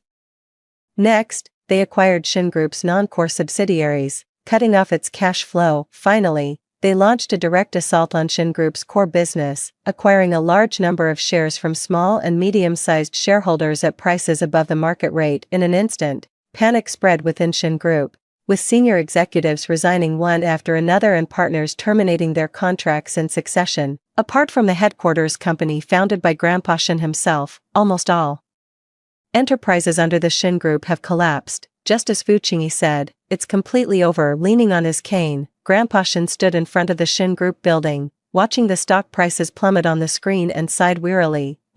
It's all Yanbai's doing. The old man sighed, his voice hoarse. I warned him back then not to get too close to Su Zhiyun and not to break Qingyi's heart, but he wouldn't listen. He brought this upon himself. The assistant asked cautiously, Sir, what should we do now? Should we contact Miss Fu to discuss cooperation? The old man shook his head. No need. Qingyi is a loyal and righteous girl. She promised me she wouldn't touch the headquarters, and she'll keep her word. As for the rest of the Shin family's businesses, let them go. This is what Yanbai owes her. Meanwhile, Fu Qingyi was in a conference room at a Shin Group subsidiary, holding a meeting with the staff. Looking at the nervous employees before her, she spoke in a gentle tone.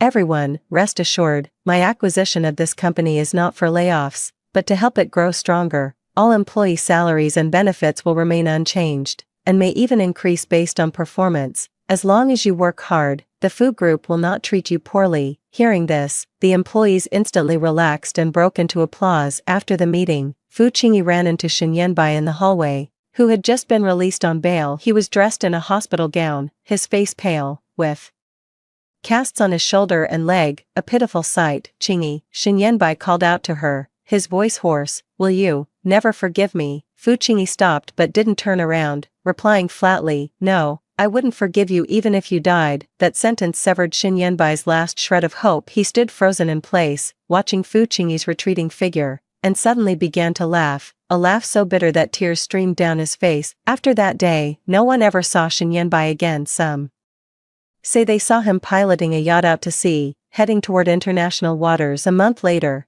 Gu Ziyan's injuries had completely healed. He chose the garden of the Fu family's ancestral home to propose to Fu Qingyi. The sunlight was perfect that day, and the roses in the garden were in full, vibrant bloom. "Qingyi," Gu Ziyan's voice was tender, his eyes filled with love, "in the past, I failed to protect you, letting you suffer so much. In the future, I want to stay by your side always. Will you marry me?" Fu Qingyi looked at him, tears welling up uncontrollably, and nodded, "I do." Gu Ziyan stood up, placed the ring on her finger, and then held her in a tight embrace. Later, Fu Qingyi not only restored the Fu family's standing but also developed the Shin Group's subsidiary into a greater success, becoming a legend in the business world. She and Gu Ziyan held a simple wedding ceremony. Occasionally, Fu Qingyi would think of Grandpa Shen and go to visit him, keeping him company over tea and catching up on recent events. Grandpa Shen said she felt more like his own child than Yanbai did. Afraid of hurting Fu Qingyi, they had an unspoken agreement to never mention Shin Yanbai,